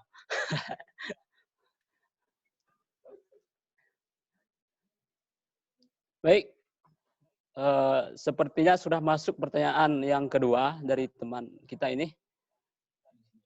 Dari senior ya, Ahmad Arif Zulfikar. Bang Ahmad Arif Zulfikar. Kami persilakan Bang, silakan diaktifkan videonya dan mood-nya. Silakan Bang. Mute. Kedengaran? Mas? Kedengaran? Kedengaran Bang, silakan. Tambah volumenya, Bang. Tambah volumenya. Sorry, tunggu nak. Kita ubah. Jangan terlalu kalem juga kayak Bang Adit, Bang.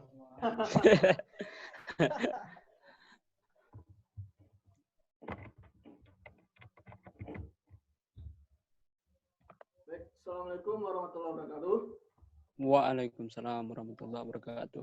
Yang saya hormati para narasumber, ada Kakanda Adit, ada Dr. Alfian Santoni, dan Imawan serta Imawati IMM Kerinci.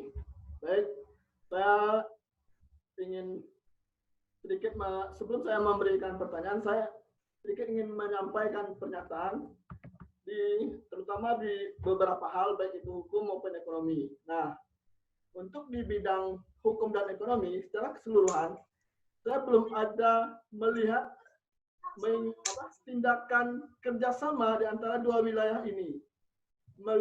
Mengingat wabah ini adalah kejadian bersama. Nah, untuk di dua kabupaten ini saya belum melihat kerjasama yang konkret antar dua wilayah, baik Kabupaten Kerinci maupun Kota Sungai Penuh. Nah, itu pernyataan singkat saya. Kemudian saya masuk ke ekonomi. Untuk UMKM, ya memang berdampak. Kemudian yang saya ingin perjelas tanyakan kepada Dr. Alfian, kira-kira jika Bang Alfian berada atau diminta membuat kebijakan ekonomi, untuk paket-paket kebijakan seperti apa yang akan diberikan untuk dua daerah tersebut? Lihat tadi hanya bicara mengenai UMKM, kemudian paket-paket yang hanya secara garis besarnya saja. Saya belum melihat paket kebijakan yang ditampilkan oleh Dr. Alfian secara merinci. Itu. Kemudian saya ingin bertanya ke Dr. Aditya, Ini ke ganda saya.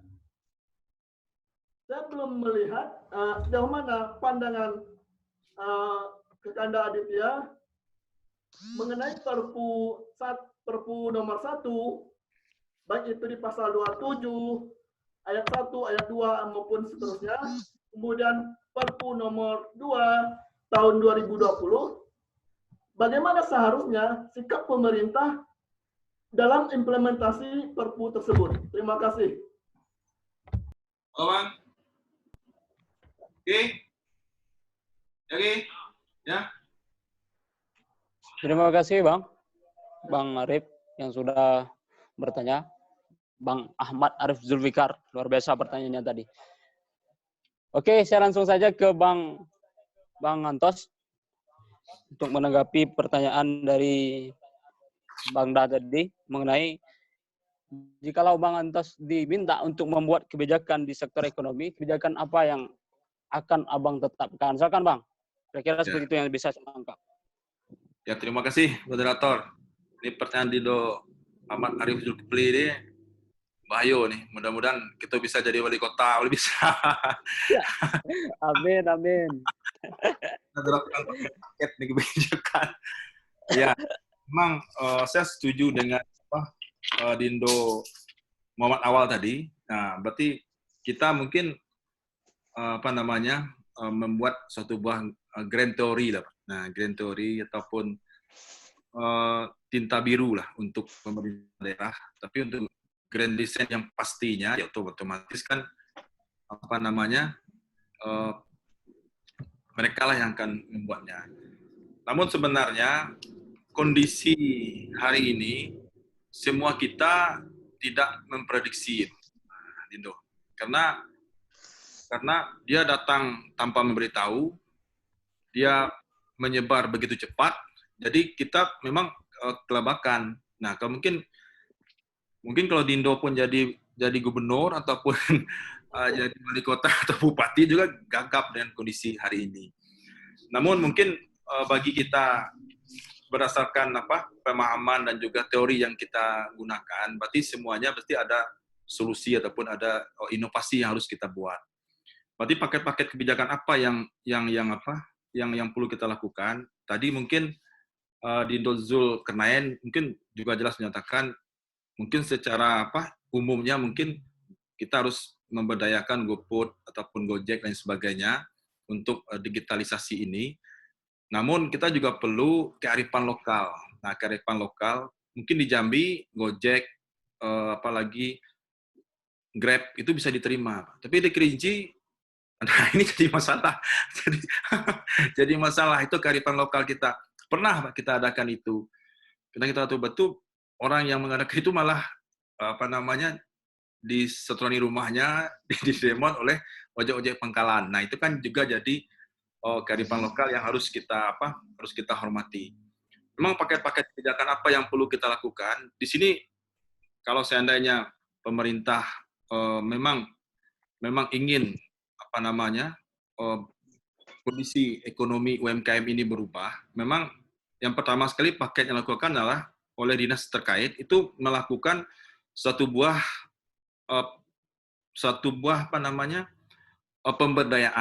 pemberdayaan peningkatan sumber daya manusia di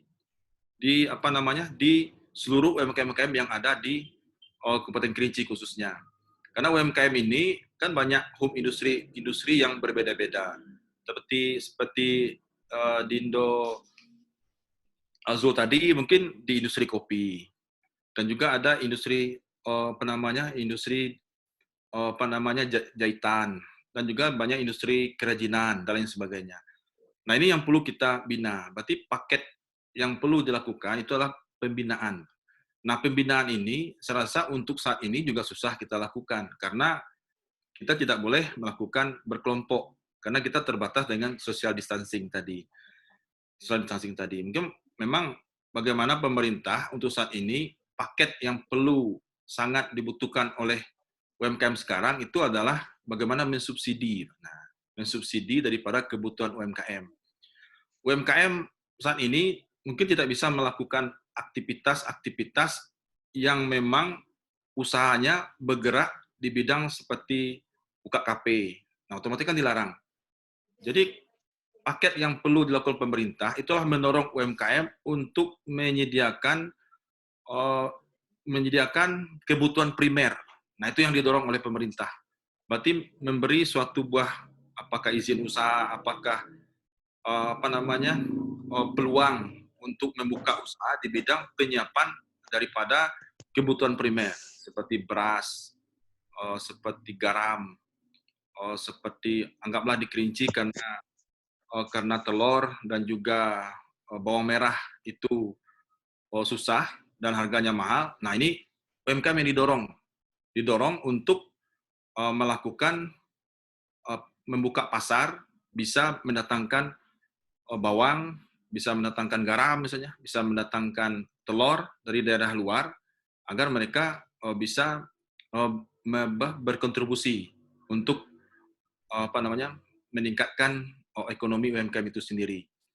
Nah, untuk paket-paketnya saya rasa saat ini memang paket yang bersifat emergensi yang bisa kita lakukan. Mungkin setelah virus ini berlalu, nah mungkin ini yang paket-paket yang kita lakukan untuk pemberdayaan UMKM itu.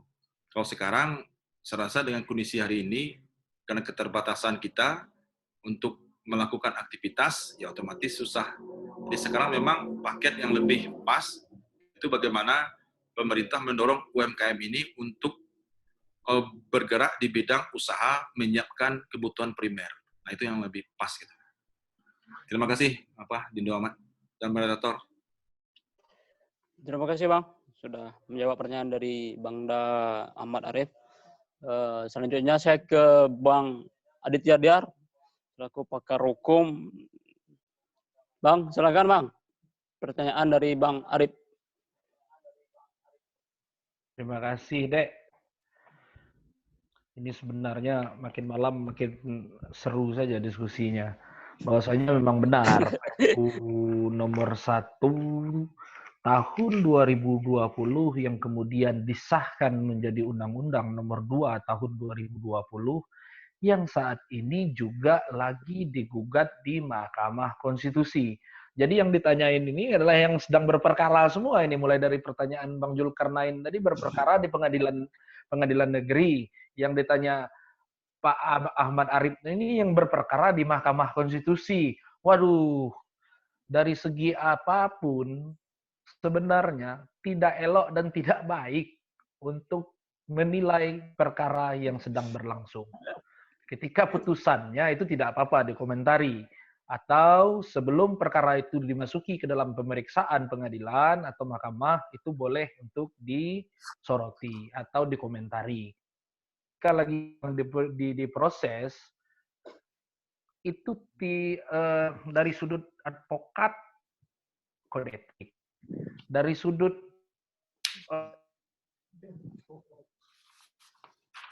ilmuwan yang bertanggung jawab, itu didengarkan ada keterangan ahli. Nah, sekarang kita sebagai anak saja ya,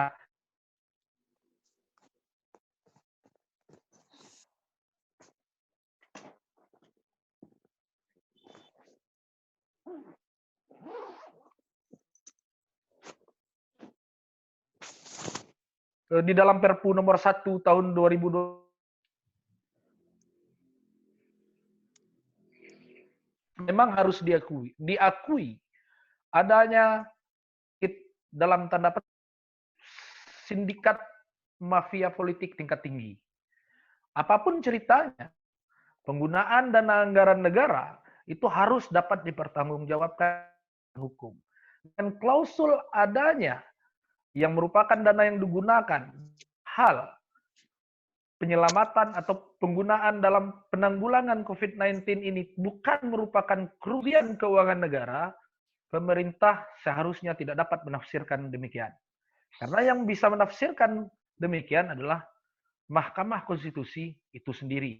Atau dengan kata lain, ada aparat penegak hukum yang dapat menafsirkan yang akan dibawa ke pengadilan dengan putusan yang ingkrah.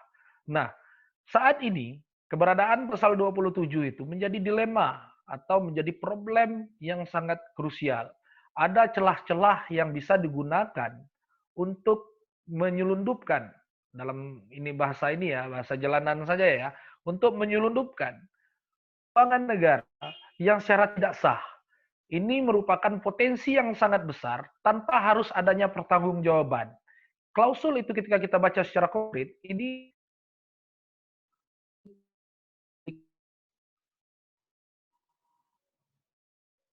yang sudah digunakan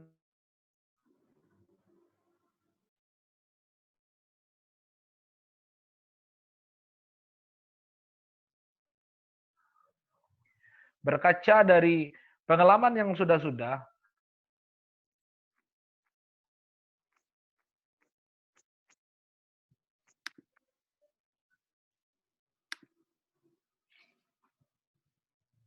salurannya di dalam penanggulangan COVID-19 ini. Oleh karenanya,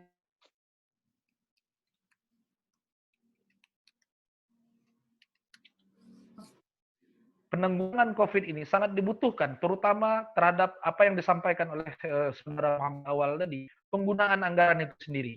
Ketika tidak tersalurkan secara maksimal atau tidak digunakan secara maksimal, namun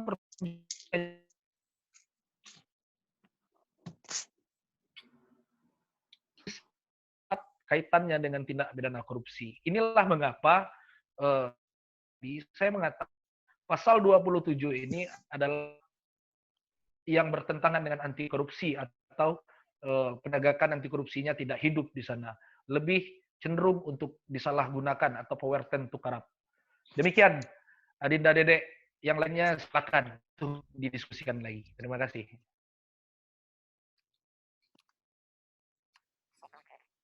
Terima kasih Bang Dit sudah menjawab pertanyaan dari Bang Da Arif tadi. Sudah tidak terasa lagi, waktu sudah berjalan 2 jam.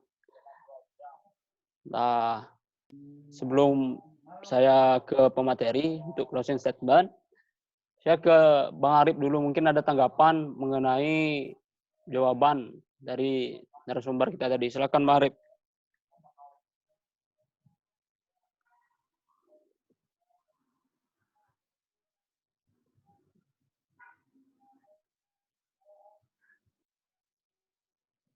Bang Arif, masih terhubung Bang?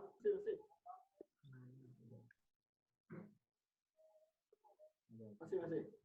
Bang Ahmad Arif? Ya, masih. Silakan Bang, mungkin ada tanggapan. Kami beri waktu sekitaran 2 menit Bang, mohon maaf. Soalnya udah hampir 2 jam, nih Bang kita. Siap. Jadi perpanjang sama Bang Dedi kalau nggak cukup.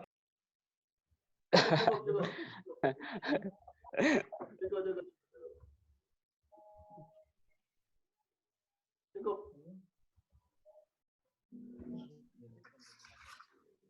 Silakan Bang. Mungkin jadi menanggapi dari pernyataan Bang Adit tadi, ketika menjadi undang-undang, terutama pasal Undang-Undang Nomor 1 tahun 2020, itu menjadi kehilangan objek Bang di MK ketika itu menjadi undang-undang. Jadi kehilangan objek ketika diajukan ke Mahkamah Konstitusi. Sementara proses-proses yang ada di aturan undang-undang itu tetap berjalan sampai sekarang, terutama kayak pasal 27 di ayat 1 maupun 2. Dan di situ ada kebijakan yang membuat peluang adanya terjadi korupsi dan adanya bahaya korupsi di pasal tersebut menjadi perhatian khusus, terutama itu di KPK. Gitu Bang. Cukup, sekian. Terima kasih. Assalamualaikum warahmatullahi wabarakatuh. Waalaikumsalam warahmatullahi wabarakatuh. Terima kasih atas tanggapannya. Mari. Silakan Bang. Baik. Halo Dek. Halo Bang, silakan.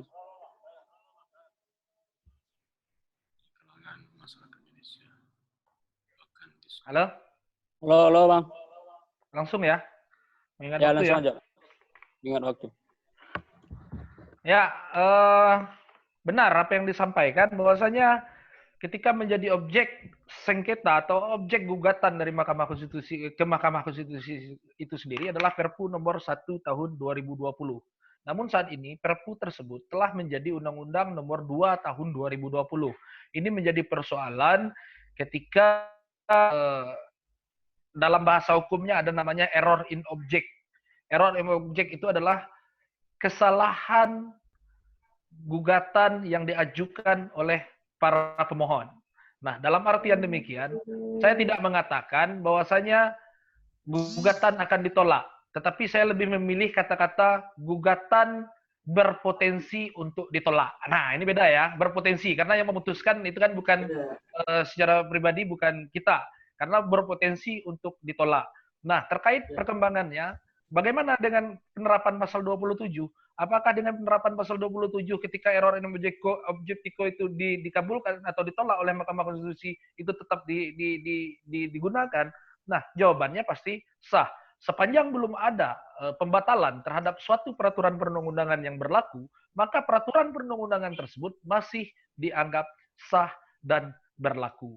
Nah, disinilah di awal tadi saya ingin mengatakan bahwasanya inilah kompromi politik nomor wahid yang pernah kita temui di dalam dunia hukum. Apapun bentuknya, ketika persoalan ini mengacu terhadap kepentingan kita bagi lagi menjadi 3. Kepentingan individual, kepentingan kelompok, dan kepentingan masyarakat secara umum. Jadi jangan berharap masyarakat secara umum itu dapat menjadi kepentingan prioritas. Karena kepentingan yang pertama itu adalah kepentingan individu dan kepentingan kelompok. Yang ketiga baru kepentingan masyarakat secara luas. Oleh karenanya, saya ingin menyampaikan yang mengawal kondisi saat ini adalah akar, bukan dari regulasi. Kalau dari regulasi, itu sudah sedikit tidak memungkinkan untuk dimaksudkan. Pendapat pribadi, saya katakan lagi, ini pendapat pribadi.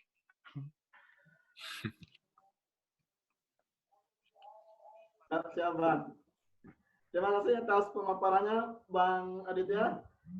Mungkin saya ingin menyampaikan sedikit.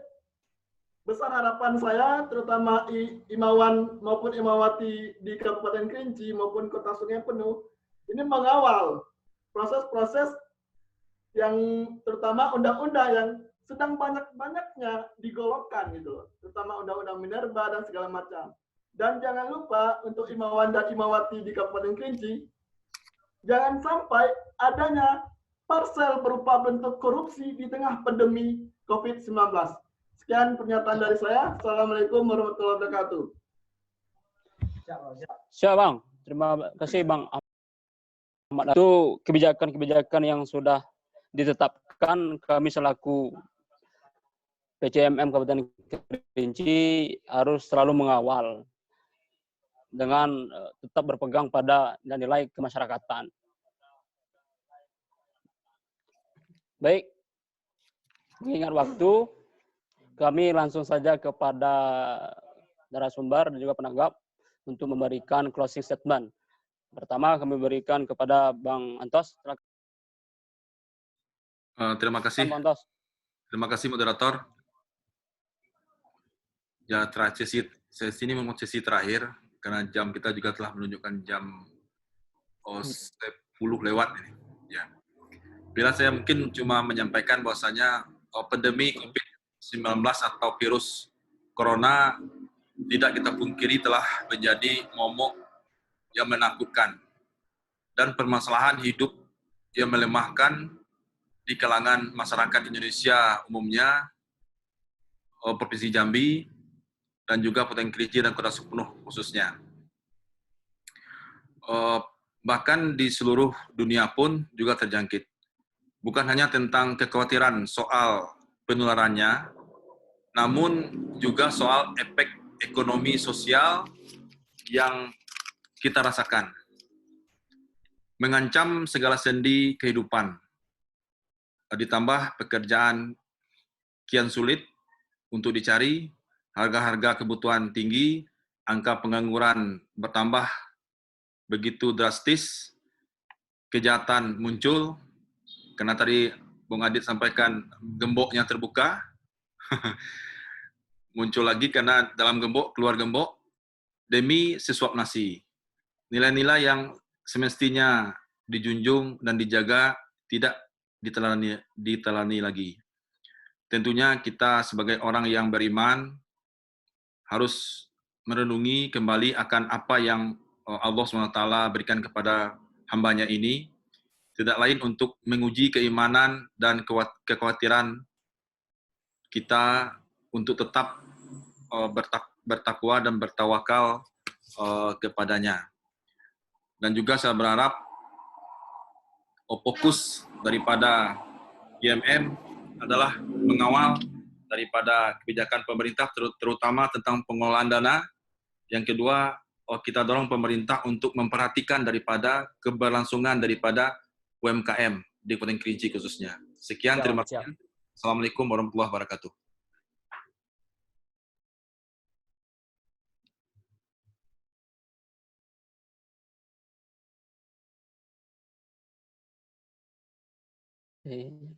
Terima kasih Bang Da sudah menyampaikan materinya dari awal sampai closing statement. Mudah-mudahan untuk selanjutnya kami dari PCM Kerinci bisa berdiskusi kembali untuk mendiskusikan Kerinci ke depannya untuk lebih baik lah, Bang. Selanjutnya kami minta kepada Bang Da Aditya agar menyampaikan closing statement-nya. Silakan Bang. Terima kasih. Closing statement saya adalah bagaimana kita menjaga diri saja terhadap serangan yang tak kasat mata, sehingga apapun tragedinya menyelamatkan dirimu dan keluargamu dari api neraka lebih bagus daripada harus menyelamatkan orang-orang yang tidak mau diselamatkan. Mungkin demikian saja. Selebihnya sudah disampaikan oleh Bang Alfias Antoni tadi. Terima kasih, Adinda. Siap, Bang. Terima kasih. Bang Adit sudah menyampaikan statement-nya. Kemudian kami ke Bang Awal. Silakan, Bang. Untuk closing statement. Oke, baik. Terima kasih.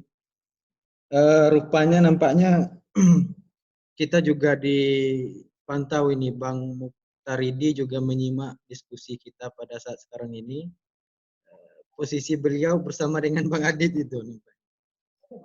Nah, dalam hal ini mungkin saya sedikit menyinggung terkait mengenai tadi Bang Santos itu sudah banyak sekali memaparkan tentang konsep-konsep ekonomi ke depan. Saya pikir ini menjadi catatan untuk Bang Santos itu sendiri, karena beliau yang punya konsep ekonomi yang sangat luar biasa yang ada di Kabupaten Kerinci dan juga Kota Sungai Penuh. Dan kami pikir sudah tepat kalau seandainya beliau mengutarakan ide-ide tersebut. Yang mudah-mudahan lah nanti juga dalam beberapa waktu ini juga bisa beralih fungsi ya Bang ya. Bisa menjadi pemangku kebijakan. Nah, itu yang paling penting kalau menurut kami. Itu yang kalau sana sudah menjadi pemangku kebijakan otomatis bisa merubah untuk Kabupaten Kerinci dan juga Kota Sungai Penuh ke depan. Mudah-mudahan kita sama-sama mendoakan itu. Dan kemudian terkait mengenai, saya ingin menyinggung tadi terkait PHK. Saat sekarang ini sudah terjadi di beberapa kabupaten yang ada di Provinsi Jambi, itu PHK untuk buruh-buruh yang bekerja di perusahaan-perusahaan besar, itu sudah banyak yang dirumahkan. Kami pikir ini juga menjadi catatan pemerintah, terkhususnya pemerintah yang ada di Kabupaten Kerinci. Semoga PHK yang bersangkutan dengan buruh-buruh yang ada di Kabupaten Kerinci bisa diperhatikan lebih lanjut. Dan tugas salah satu kita itu juga serta dalam mengawal hal-hal. Nah, kemudian satu sisi lainnya lagi, mungkin tadi juga sudah disinggung Bang Adit dan juga kawan-kawan penanya tadi terkait mengenai undang-undang. Nah, dalam kondisi ekonomi kemudian COVID-19 ini, pemerintah itu banyak sekali mengesahkan undang-undang berupaya untuk mengesahkan undang-undang dalam kondisi yang masyarakat itu tidak bisa berbuat apa-apa. Seperti tadi juga sudah disinggung, ingin mengesahkan undang-undang Minerba, kemudian undang-undang Omnibus Law, kemudian menaikkan BPJS. Nah, ini saya pikir menjadi catatan kita yang selaku aktivis untuk terus mengawal kebijakan-kebijakan yang menurut kita ini tidak pro terhadap rakyat kecil lah, kemudian rakyat yang ada di Indonesia. Dan selanjutnya juga kami juga ingin menyampaikan dengan teman-teman yang ada di Kabupaten Kerinci, saat sekarang ini pemerintah kita ini bertumburan, yang bisa kita katakan kondisi ke depan ini sangat gencar sekali untuk Pilgub, kemudian Pilwako dan juga Pilkada yang ada di Provinsi Jambi, sehingga pemerintah ini masing-masing itu menarik diri satu sama lain. Tidak mau membawa program ini ke sini, kemudian tidak mau mengesahkan ini dan lain sebagainya. Ini cukup membuat masyarakat ini yang menjadi berisiko kalau menurut kami seperti itu. Nah, ini menjadi tanggung jawab kita bersama-sama, kita kawal ini dengan sebaik mungkin, dan jangan pernah kita beri kesempatan-kesempatan baik itu pemanfaatan untuk politik dan juga lain sebagainya.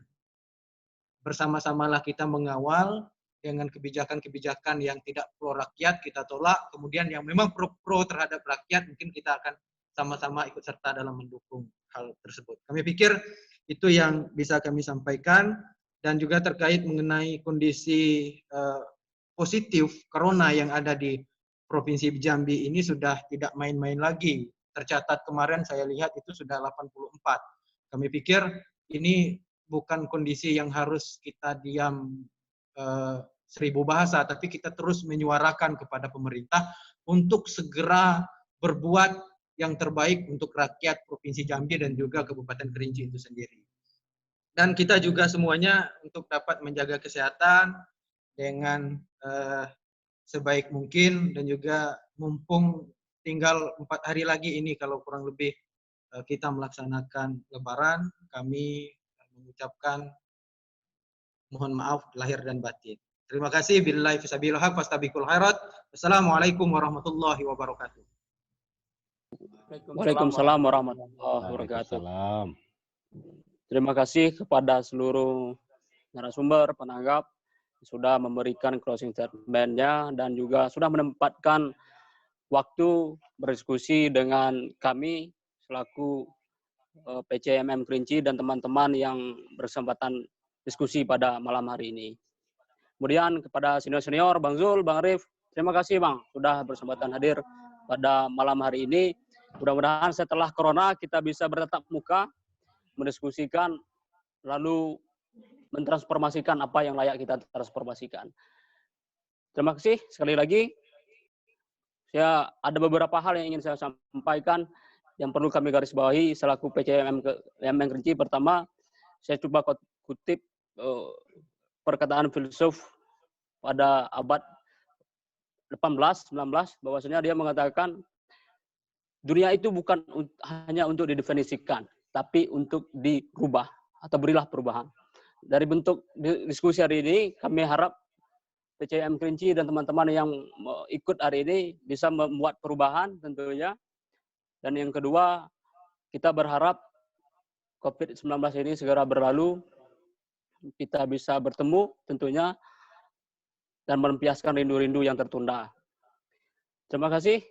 Saya tutup dengan bertuhan, berfikir, melawan. Billahi bismillah, fastabiqul khairat. Wassalamualaikum warahmatullahi wabarakatuh. Waalaikumsalam. Waalaikumsalam warahmatullahi wabarakatuh. Terima kasih Bang Agus, terima kasih Bang